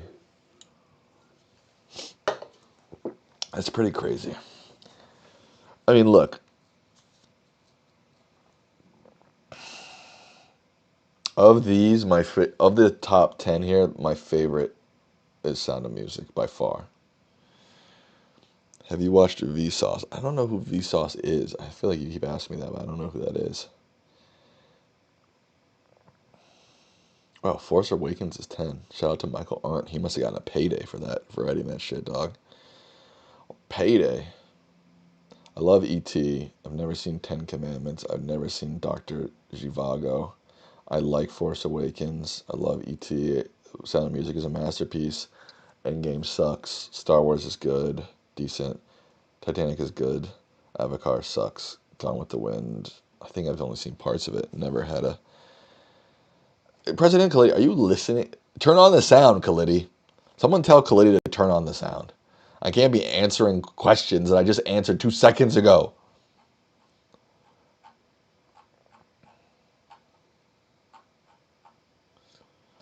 I think this is the highest grossing of all time. He's got 3 of the 4. That's interesting that Avatar ended up going above event. Like, it was Avatar, then Avengers beat it, then Avatar jumped it. Kevin Belmont Luna says The Prince of Egypt is better than the 10 Commandments. I haven't seen either, to be honest with you. All right, sucks. Sucks. Haven't seen it. Good. I don't even know what this is. Xena 2 is a 2025 Chinese adult animated adventure fantasy. I've never even heard of that. I like Force Awakens. Sucks. Ooh, haven't seen it. Haven't seen it. Sucks. Masterpiece. Which one is this, though? Is this the OG? Oh, this is the remake? I've never seen it. Sucks. Never seen it. Sucks.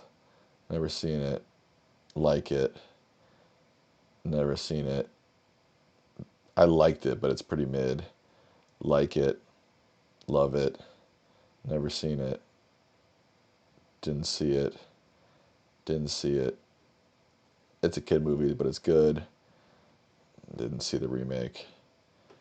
Didn't see this. Didn't see this. I can't remember if I saw that or not.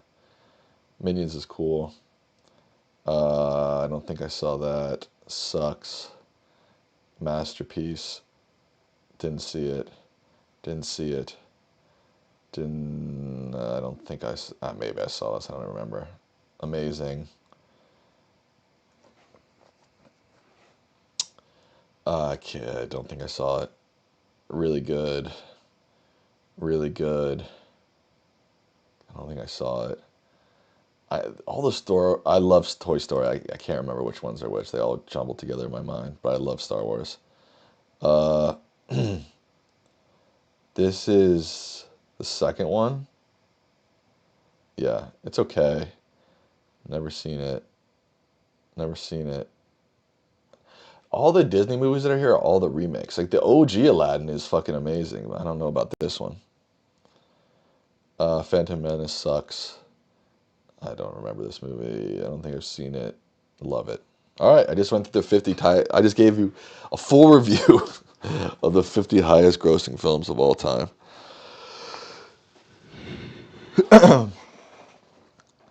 Sam, is it true that this Human Centipede is your favorite children's movie? All right, Nathan, Casey Grant got a hold of his bong.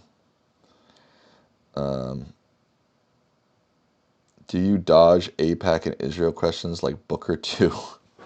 All right, Nathan's really got his bong going. I don't dodge Israel or APAC questions. You can ask me anything you want. You haven't smoked yet? Likely story.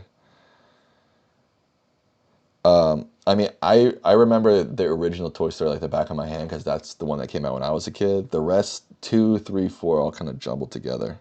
But they're all at least very good, if not great.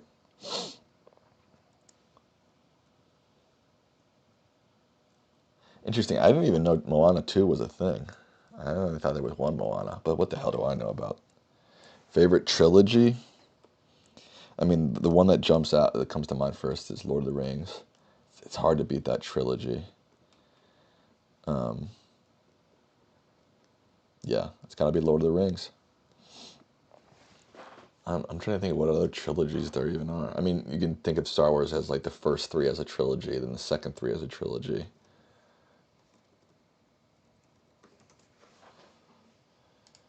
Oh, Dark Knight's pretty good. But Toy Story's not a trilogy anymore. There's like about to be 5 of them.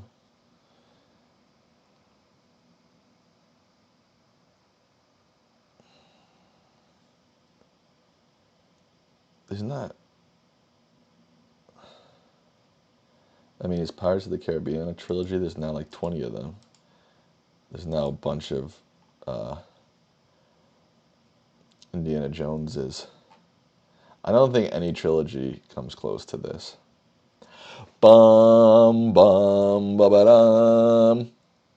Ba da da da da da na na na na na na na.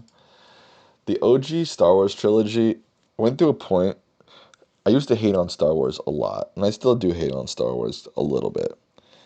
But then I was like, all right, I need to go back and watch the original trilogy.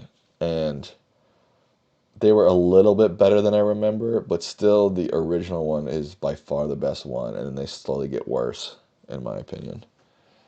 Yeah, a lot of these are not trilogies anymore.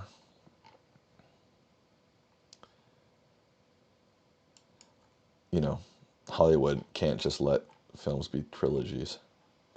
The Jersey trilogy. Oh, I don't know. Does that count? I don't know. Maybe. These are almost unofficial trilogies. I mean, Mission Impossible is not a trilogy. What is this? Night of the Living Dead, Day of the... This is not really a trilogy, is it? Or is it? Maybe it is. All directed by Romero. I mean, I do love Night of the Living Dead. Hello? Susie K. Everybody loves Susie K now.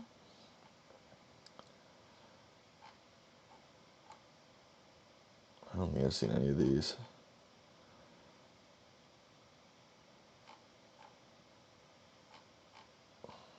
Okay, that's the best. Never mind. The best trilogy of all times is the Mighty Ducks trilogy.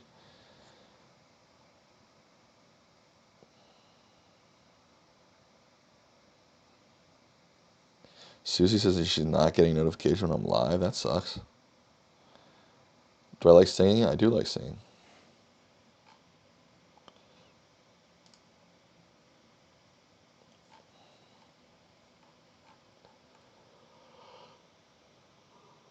I don't think I've seen any of the original Mad Maxes. I haven't seen Internal Affairs, but apparently that's what Departed is based off of, which is one of my favorite movies. Terminator sucks. I don't care about X-Men. I don't think I've seen any of these. I've seen Old Boy and I don't like it. Scream is fun. The OG Spider-Man trilogy, I don't know if I've seen 2 or 3 to be honest. These suck. Never seen Die Hard. I don't know. Trilogies are like, I mean, mostly I see the main one and the rest I don't really care about. I mean, I think I've seen the first 2 of these, but the OG is by far the best. I do like Alien and I do like Aliens. I've never seen Alien 3. I don't know what this is. I don't think I've seen any of those. I saw the original Matrix. I'm not the biggest fan. I thought it was interesting. I didn't like Reloaded. I don't think I saw the third one. I've seen The Good, the Bad, and the Ugly, and I really like it. I haven't seen the first 2. I like Raiders of the Lost Ark. Temple of Doom is racist AF, and I don't think I've seen the third one. I haven't seen the Bourne stuff. Maybe this is one of the better trilogies, honestly. Toy Story, but it's not a trilogy anymore. Back to the Future. Here's the thing about Back to the Future. I was talking about when you see a movie in the context of your life, when you see it is important. My voice is starting to go out. I saw it for the first time maybe a year ago, a little over a year ago, and I really enjoyed it. But the whole plot of his mom trying to kiss him, and it was just weird. Like, I get it as a kid, that kind of flies over your head. But as an adult, I couldn't get over that. It's like his mom is trying to hook up with him. That's kind of strange. But I did like it, but not enough to watch 2 and 3. Episode 4 is good. The rest, I don't really give a crap about. This is the best one, and it is ranked number 1. Thank you, Susie. I've said that to a few of my friends. Like, I remember at least 2 distinct discussions I had about Back to the Future and seeing it as an adult and explaining the whole plot. If his mom wanted to like hook up with him as weird, and they're like, "Oh, nah, come on, bro, you're overreacting." But of course, they saw it when they were 11, and it blew. They loved it. Because I will say that movie is awesome in a lot of ways. Back to the Future. And certainly if I saw it as a 12-year-old, I'd be like, whoa, this is fucking sick. And yeah, the mom plot would probably just, I wouldn't register. Kalady, why are you putting Morse code in the chat?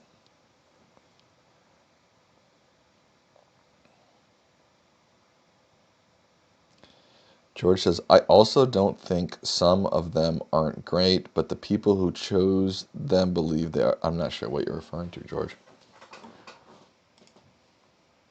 Oh my God, what the heck?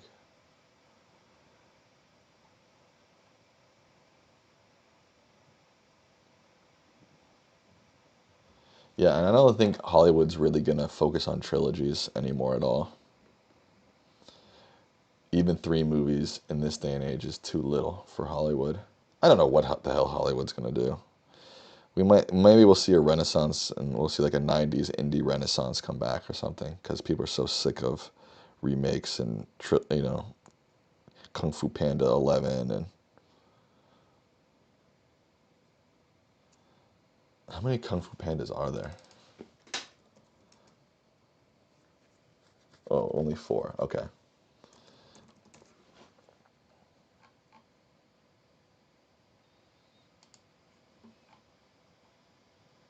All right, only 4. That's fair. My roommate saw this movie and he asked me if I wanted to go, and I was like, no, not really. And he came back, and this was like right when AI was like starting to come around, like 2024, around that time. When was it released? Yeah, March 2024. The Grove, that's in LA. And he came back and he was like, if you told me that movie was made entirely with AI, I would believe you. And I was like, yeah, that's not a very big ringing endorsement, so I think I'll skip it. But I get what you're saying. Keep an eye out for Project Hail Mary next year. What is that?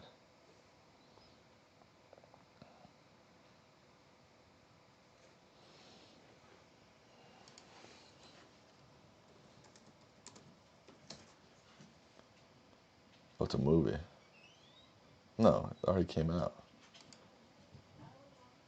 2021. It's a book. Or no, there's something else. Oh, it's a book that they're turning into a movie. Gotcha.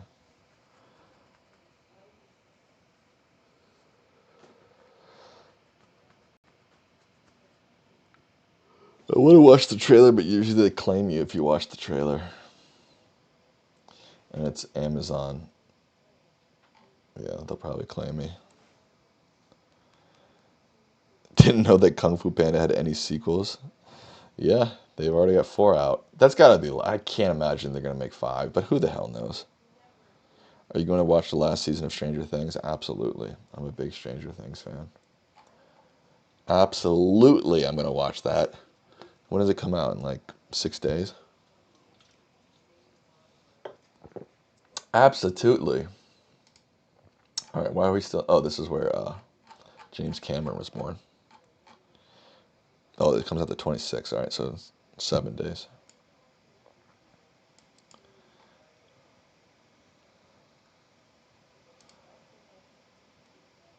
Oh, it's got Ryan Reynolds. Not Ryan Reynolds.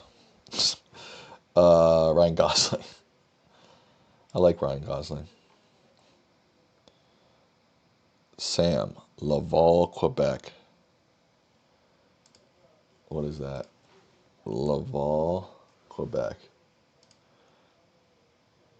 Is that a neighborhood in Montreal?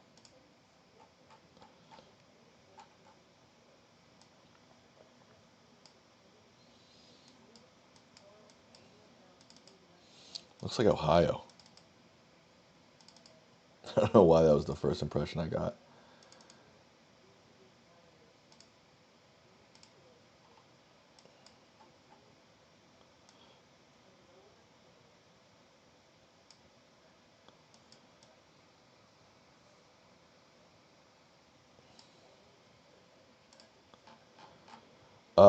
Okay. I don't know why Raul told us to go to Laval, Quebec, but hey, we went. I prefer the downtown area in Montreal, I guess. Maybe not downtown. I don't know. I remember liking Montreal. when I went. She has the hots for you, Sam. Who does?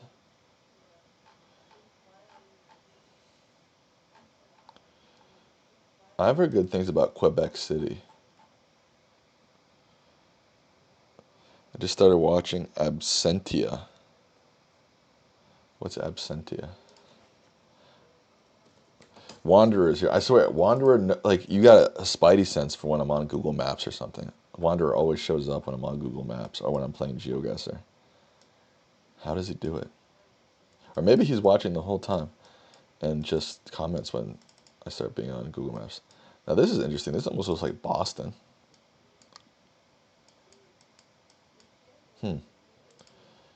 Very interesting. Oh, you lurk in the stream. You start speaking up when Google Maps comes into play, huh? I get you. I got you, bro. I lurk in the stream. Lurk, lurk in the stream. I lurk in the stream. Lurk, lurk in the stream. I haven't heard of this. Doesn't have the best Rotten Tomatoes score. I really, lately, I've been watching the new season of Great British Bake Off.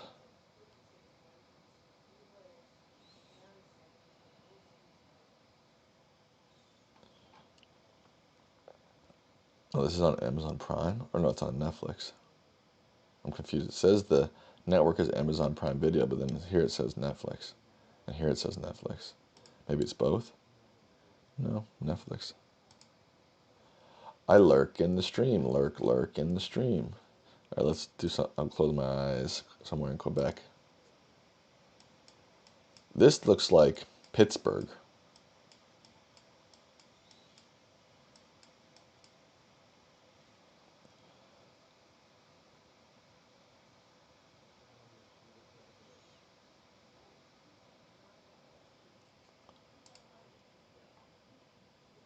Let's do a suburb out here. I lurk in the stream. Lurk, lurk in the stream. This looks like Indiana. I don't know. No, I'm just fucking...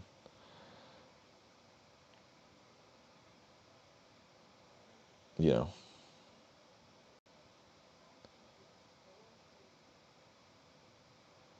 Wander, are you British? I think the hate around British food is too much. I've been to England twice, and both times I had a great food experience. And I think that French food is overrated too.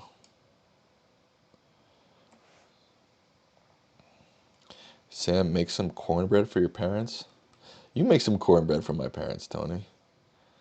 It looks like anywhere USA. Yeah, I thought Quebec was pretty. Quebec City was prettier. Maybe I'm just not in the right areas.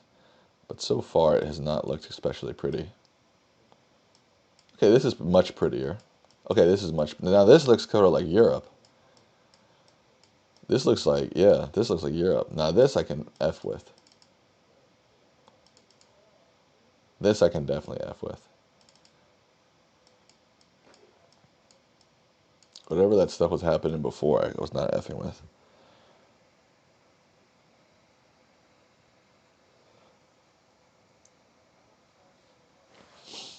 The Brits are great with desserts.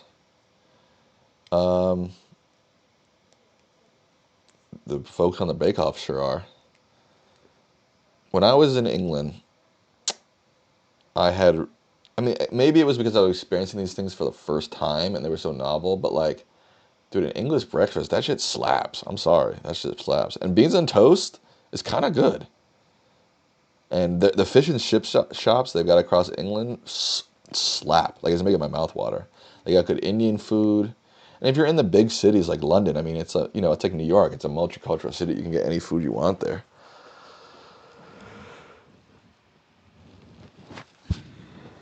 I'm trying to think what else I ate in England that I liked. Bangers and mash. I had bangers and mash in England. That shit was good. Mushy peas. Again, maybe they just have bad marketing. Like, mushy peas is not a very good name. It doesn't look very good, but that shit is good.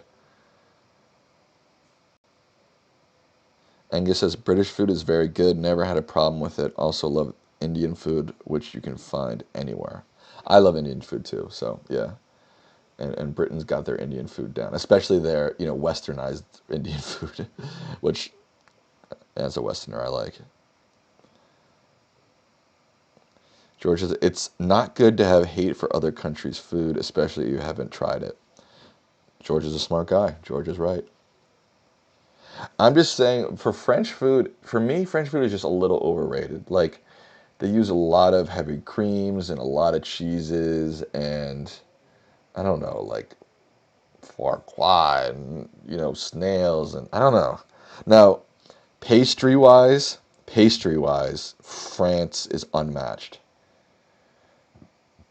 If you go to a good French pastry place, no one can compete. But like they're more of their main dishes. Like I don't really seek them out, and it all feels very like heavy and thick and I don't know. Yeah, escargot. I don't know. But also, I know people also make the argument that like all Western cooking is sort of based off of French cooking, which I understand to a certain extent. But if we're talking about food in Europe, for me, at least the places that I've been, Italy is unmatched. No European country that I've been to or that I've tried in the United States. Obviously, there's a lot of trash Italian in the United States, right? But I'm talking about like good, high quality cooking.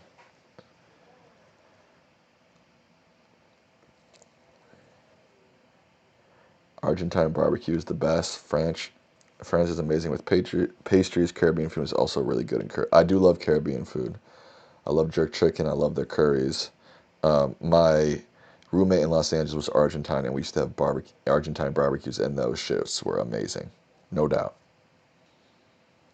Sam, the next time you go to UK, try haggis. Now that I might skip.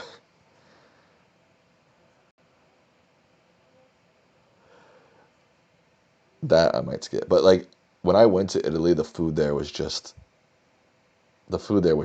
beyond amazing.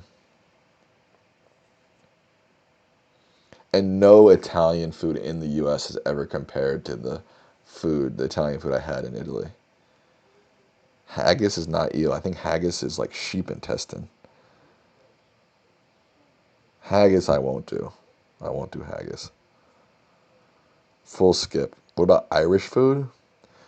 What even is Irish food? Irish. Let me try to think of Irish food. I don't even know what Irish food is. Irish food.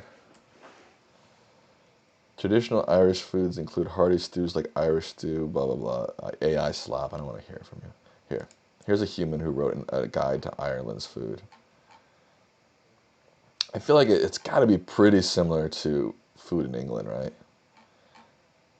Yeah, like potatoes and lamb and this is like, yeah, this is like an Irish breakfast basically. Yeah, I think Ireland and England have pretty similar cuisine.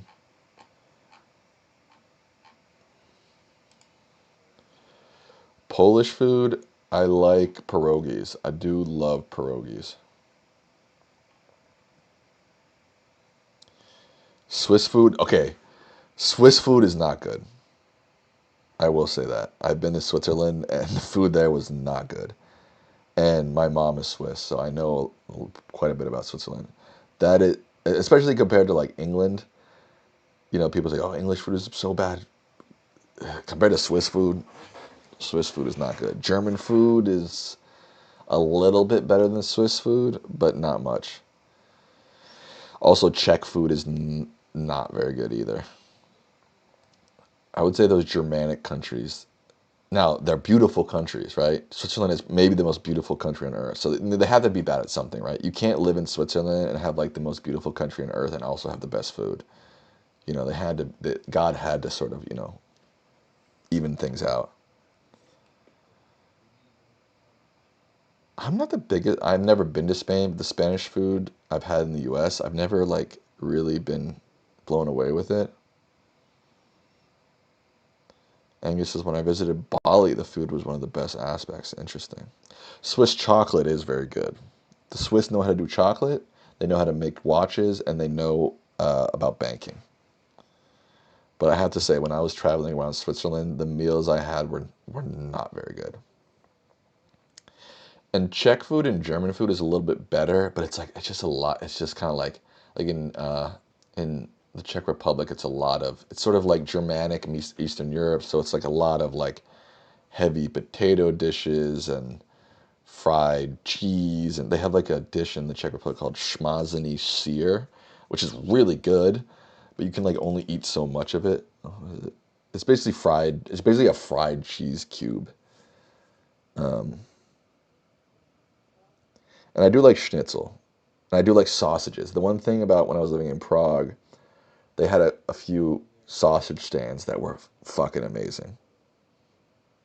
The thing about Switzerland is the worst, dude. Of those, even of those three countries, the thing about Switzerland is just like it felt like every meal was just like pork, boiled pork, fried pork, roasted pork. It's just like, bro, I want to eat something other than pork.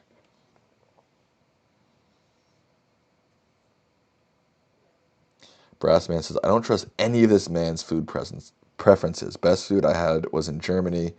Italy's food was meh. No better than Americanized Italian food. I don't know what you're on, Brassman. I don't know what you're on. When I was in Germany, I don't remember like disliking the food, but I don't remember being like, oh wow, the food here is really good.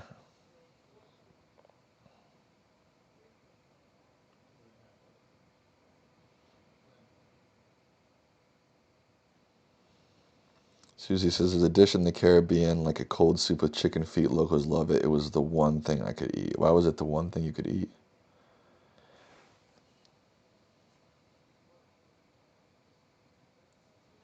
I don't know much about Turkish food. Shma, Shmazani. Here it is. Shmazani sear. This is like a very like famous typical dish in the Czech Republic. It's just like look at this shit, dude. Like it tastes good, but like it's literally just like potatoes. It's literally like a fried cheese cube on top of potatoes. Like again, it tastes really good, but you can only eat so much of this before you're just like, I need something else. I need like a vegetable. I need, like I need an Argentine bar, a nice piece of steak. I need, some fresh veggies from Italy. I love Korean food. I do love Korean food. I would say Korean food and Indian food are my two favorite cuisines.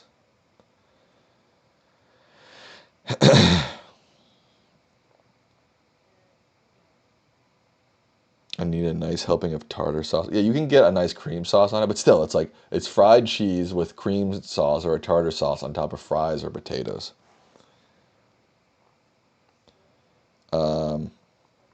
Indonesian food, and I'm not super familiar with Indonesian food. Which type of Korean food do I like? For one, I'm like a massive kimchi fan. And I just love pickled vegetables in general. So like their pickled cucumbers, pickled radishes.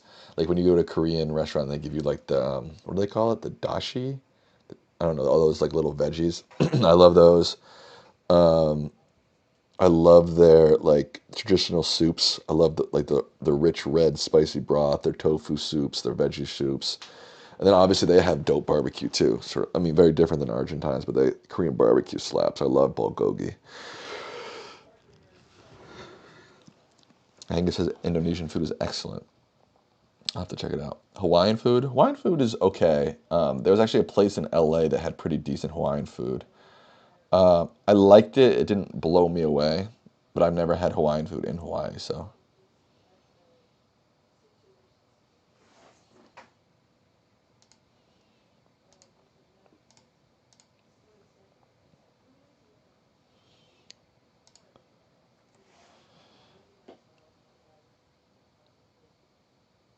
Greek food is good.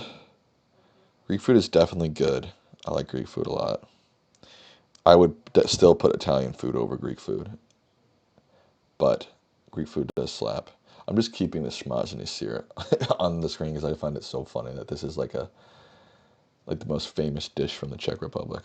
Again, it's good. It tastes good, but I mean, I love a Greek salad. I do love a Greek salad. Middle Eastern food is excellent. I do like Middle Eastern food a lot. Kebabs, hummus, chorizo salads. Yeah, I'm a big fan of Middle Eastern food. It's sort of hard, as Americans, we probably group a lot of Middle Eastern cuisines together. I'm not familiar enough with Iraqi cuisine versus Afghan cuisine versus, you know, Syrian cuisine, for example. But usually when I go to a Middle Eastern style restaurant, you know, in America, which is usually, like I said, things like kebab, hummus, chorizo salad, I like that a lot. A giant mozzarella stick is their signature food, pretty much. A giant mozzarella stick on potatoes. I honestly, I couldn't tell you what the difference between Lebanese food and Israeli food and Palestinian food and Iraqi food. I'm not educated enough on those subjects to differentiate those cuisines. So I'm not going to. Excuse me.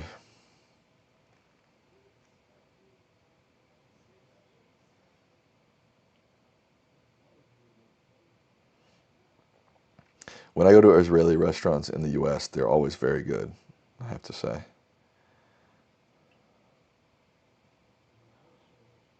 Armenian food. I don't know if I've ever had Armenian food specifically.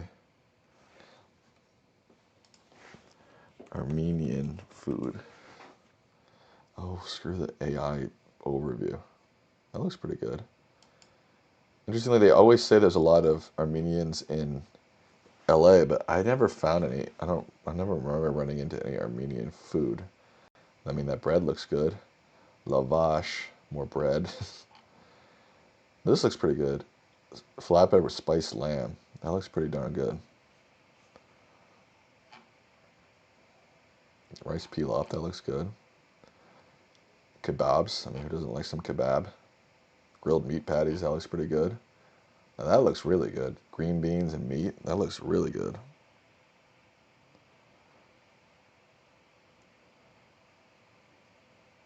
Your opinion on LA tortas? I don't know if I had a torta while I was in LA. Now, I've had manti before and I really liked it. I don't remember where I had it though. I have had this dish and it's really good. I don't think it was at an Armenian restaurant though. Yeah, there's a lot of overlap here between Armenian food and Middle Eastern food.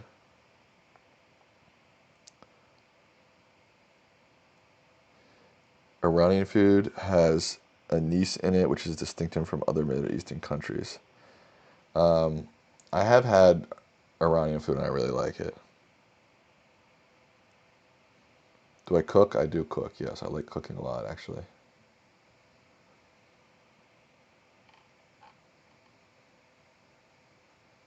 Armenia is the first Christian country, is that true?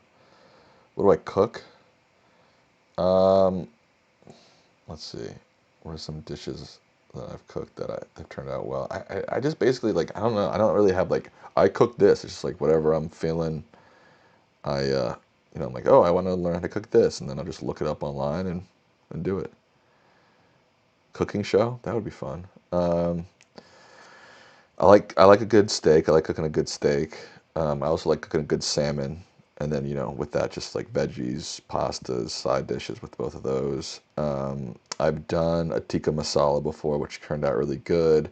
I've actually done a Korean stew before, which turned out pretty good, although I need to improve on it. I've done a tikka masala and a palak paneer before, which turned out pretty good. I've done I like making a steak and cheese, peppers and onions and cheese and steak. Snacking with Sam. That's a really good name. Holy moly. One second.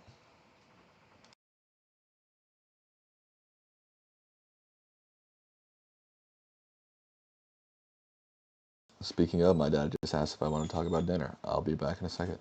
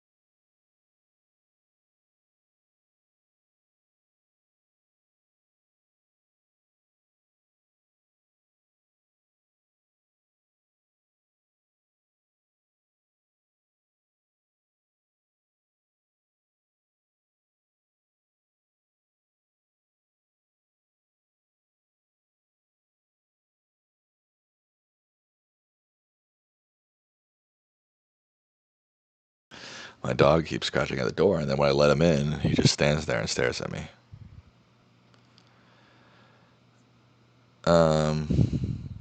Sorry for the delay.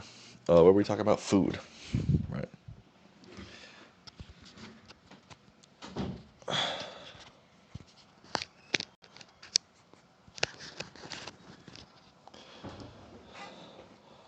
Dogs have to dog, no doubt. Hey, let me in. Open the door. Stares at you. Okay, closes it. Scratches the door. Opens it. Stands there. Stares at you. Okay, puppy. Bears have to bear, no doubt.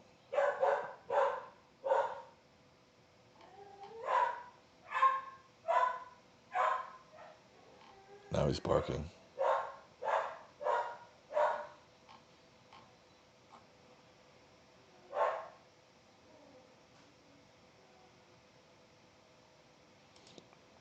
Armenian food looks good.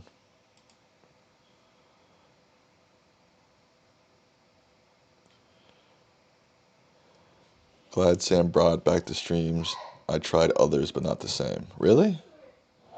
Is that true? Oh, someone's playing with Kiko out there. Well, I'm glad that this is a unique place that you enjoy being. That means a lot to me. Our chat is special? Heck yeah. Probably because it's so small. That's just a diss to me, really. I can't garner a large enough audience for toxic people to find me, which is a good thing in a way, right?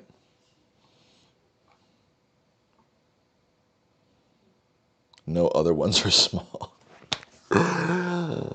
Thanks. Everybody else is too popular, Sam. You're so unpopular that I like your streams. Hey, I'll take it, I guess.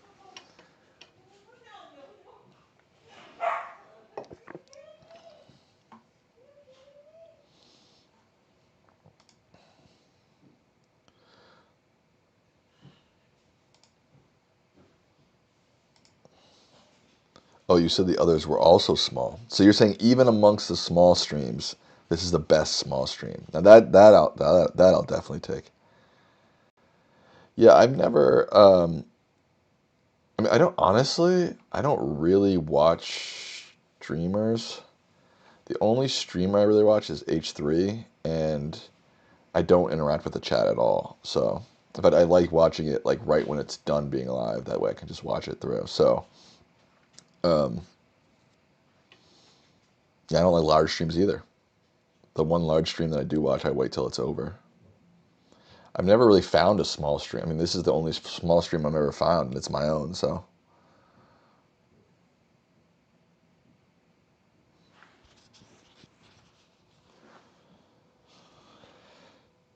I'll take it. Oh, by the way, Alan Lichtman just posted a new video. I don't know if you all saw, but there's a new video. He's scratching at my door again. Ugh. Come on, Bubby. Come in. I don't know what to do. He's just standing here. Come on. And then when I try to bring him in, he runs away. I don't get it. Ugh.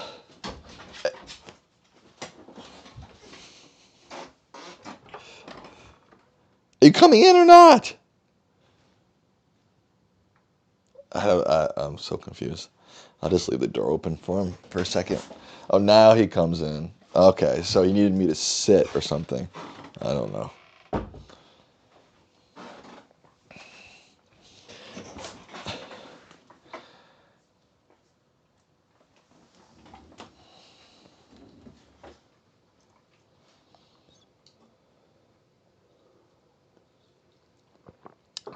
There's thousands trying to make it as streamers. Yeah, I think when you ask young folk these days, more say they want to be streamers than say they want to be actors, which is pretty crazy to think about.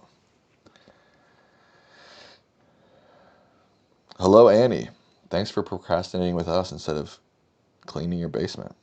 You could do both, right? You could like listen to the stream and clean your basement at the same time.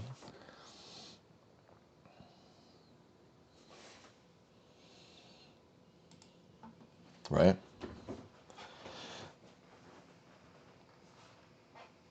Where's RM Bells? I didn't see RM Bells.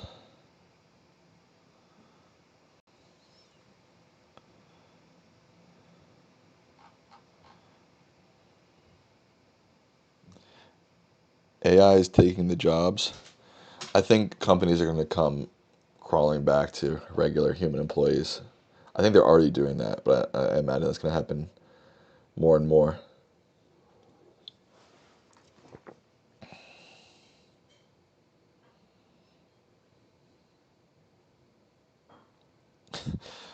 Bro, this is my imaginary post show. The post show is just so late. It's hard for me to keep the energy going into the post show. AI is eating the pets. That is true. That's a fact. That's a total and complete fact of life.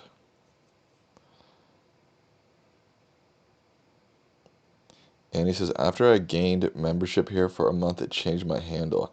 I think the handle change was YouTube wide. I think it's changed to everybody's handle on chat. This is a pre-show? Well, there's no Lickman Live tonight, so I'm not sure how. It could be like a 24-hour pre-show. In 24 hours, there will be Lickman Live. Get ready. And there is a new Lickman Live video, which is just a clip from yesterday's show.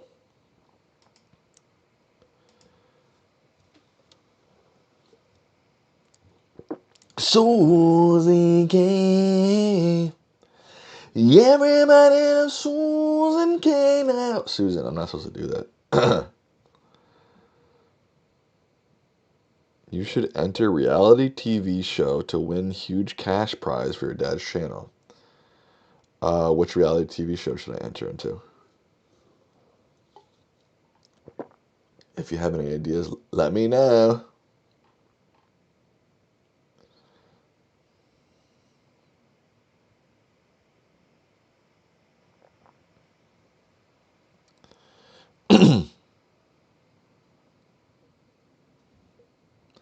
Did you see Bernie Sanders' interview, The Godfather of AI, yesterday? I didn't.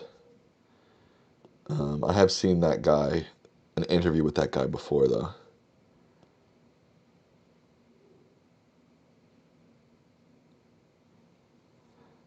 By the way, I'm Annie's kid. My mother was Annie, but Sam, it's a play on the movie Bonnie's Kids. Do you know it? No, I've never even heard of that. What am I drinking? I'm drinking green tea.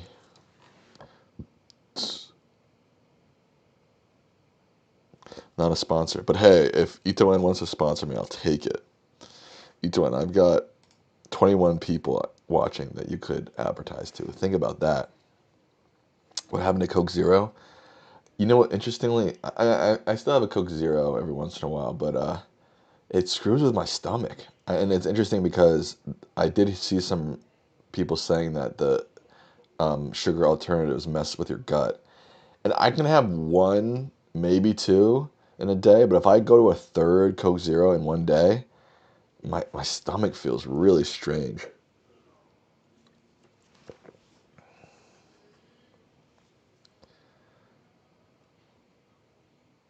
Coke Zero's your beer.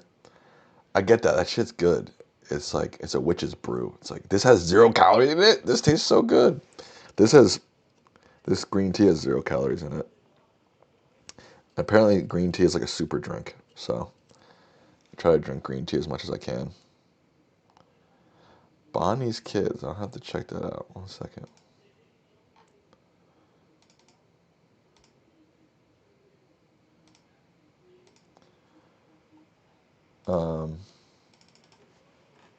Bonnie's Kids, 1973.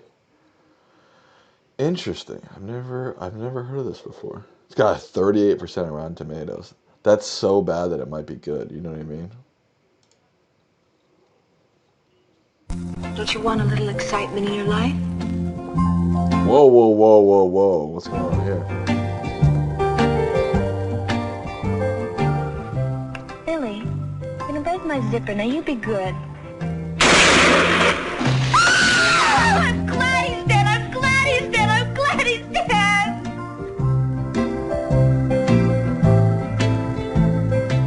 Would you let me be your friend?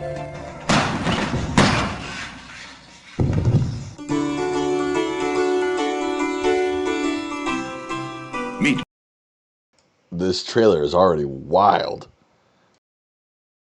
Bonnie's Kids. Tiffany Bowling is Ellie. You saw 7 sensational pages of Tiffany in Playboy magazine. You'll see 100 sensational minutes of her in Bonnie's Kids. The robe, remove it. Turn around. There, were there just titties on the screen? Okay.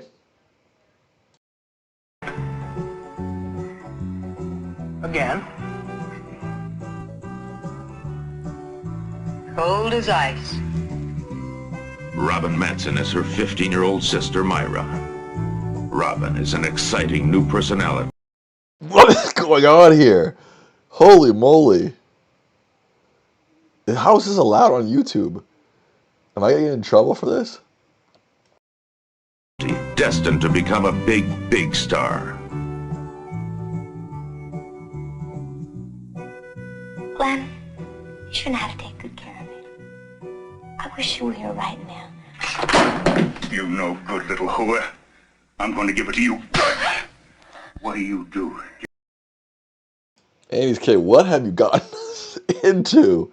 Holy moly. If you're under 18, turn this off right now. Did this surprise you? You look shocked. Yeah, I was not. Yes. Yes, I was not expecting this wild of a trailer.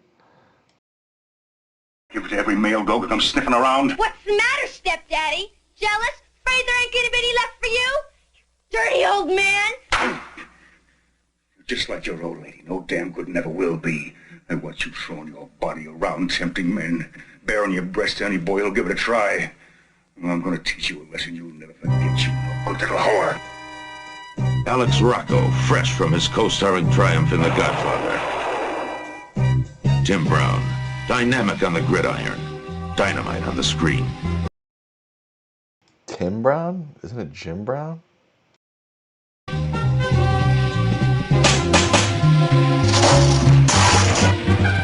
Nearly $500,000 in cash was missing. The money, for Christ's sake! Where the hell's the goddamn money? Is this a different movie? This seems like these are different characters in a different plot. What the hell is happening? Now listen, I don't want to hear no long stories, no excuses. They wanted it, and they would kill to get it. They had it. God. Wow! I've never seen as much money in my life. And they'd do anything to keep it. Baby, you and I were to take that money and split. They would never find us. Would he find us? We'd be together. Mexico, Europe, you name it. Did I not say this movie the ratings were so bad it might be good? I think that's exactly what this movie is. It's so bad that it's kind of good. This is bad money. What year is this? I think it said 73?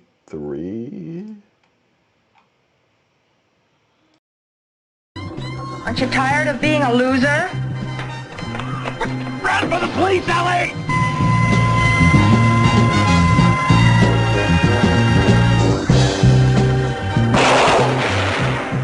Bonnie's Kids.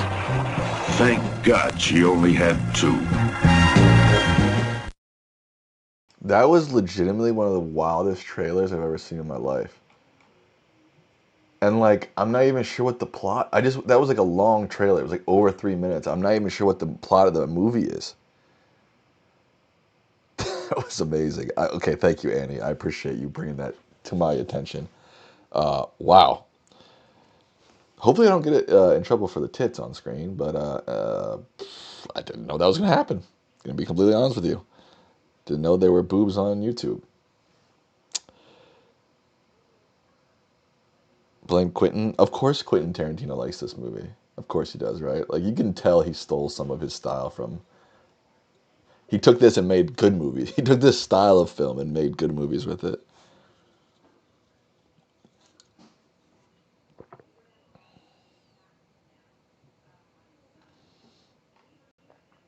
I might have to watch this, though.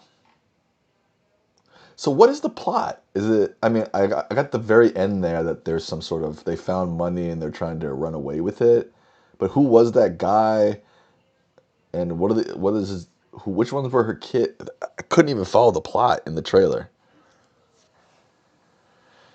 Thanks for the laugh. That was needed. That was funny. That was funny as shit. Quentin also loves blaxploitation. Yeah, there was actually a blaxploitation film class in my grad school. I did not take it, but I think it wasn't blaxploitation. It was just like exploitation films, and there was a unit on blaxploitation. Two sisters on the run after they kill their stepfather. Okay, that's not that complicated. I should have gotten that from the trailer, but I couldn't quite get that from the trailer.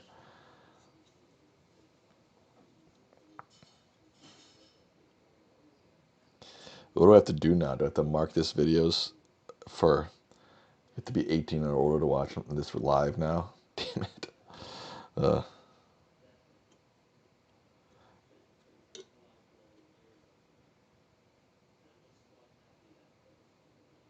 if you can't follow the plot in the trailer, you might have to watch it.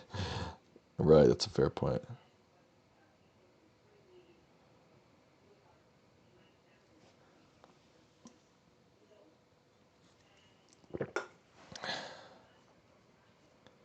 No, don't change your handle. Now you've got a great backstory for your handle.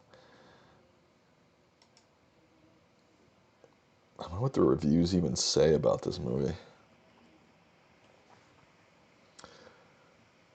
Two sisters, yeah, like you said. What, there are no review. There are no written reviews of it.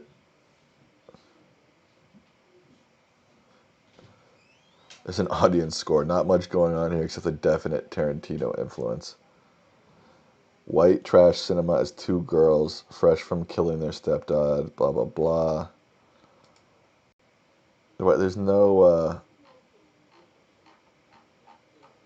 There's no. Oh, it's only an audience score. There's no tomato meter. Oh, this is the audience score is 38. That's pretty bad.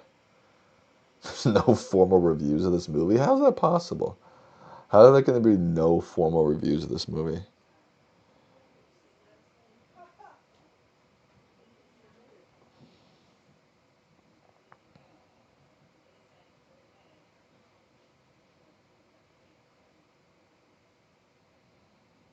Thank you, Tony.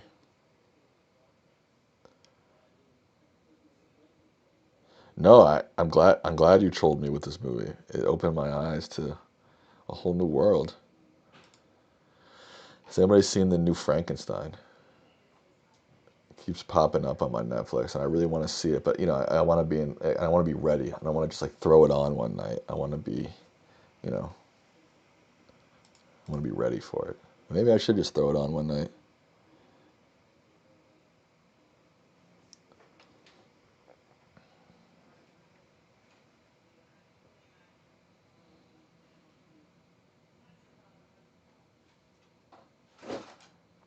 Oh, so wait. Okay, now I'm putting it together. R.M. Bells is Annie's kid, correct?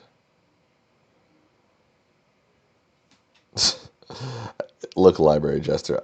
I was totally unaware that was happening. Okay, so don't blame me. Okay, got it. R.M. Bells is Annie's kid. Noted.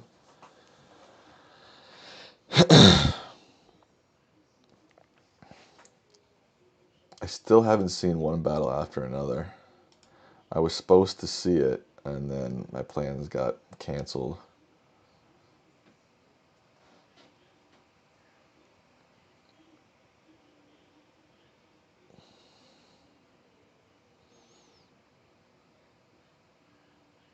Apparently, Susie. Apparently, Annie is R.M. Bells.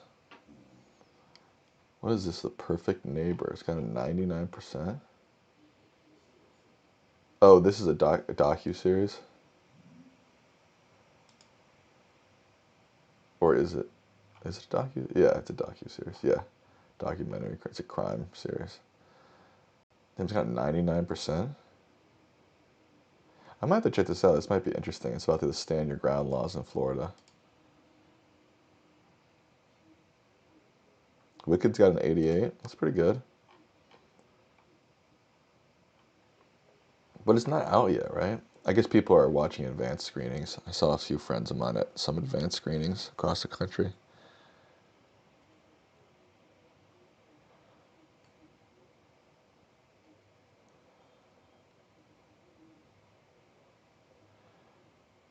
I think YouTube changed. I think what YouTube did was they took, it used to be your, I don't know what it's called, not your screen name, but whatever name you put as your display name, it used to be your chat name, but now your @ is your chat name. The Blueberry pie you made, it looked high quality, like a 5-star restaurant. Oh, okay. All right, folks. Thank you for that. I appreciate that. All right, I am signing off for the night. I appreciate every single one of you. I'm gonna go eat some food now. Shout out to Annie's kid. Shout out to that movie, Bonnie's kids. Shout out to you all. Have a great night. Lickman Live will be on tomorrow. I don't know if you guys even want. How many of you cross over to Lickman Live? I don't even know because it's a bigger stream, so it's hard to tell sometimes. Stay a little longer, bro. I have to go eat dinner, so I will not be staying longer. Thank you all, and have a wonderful night.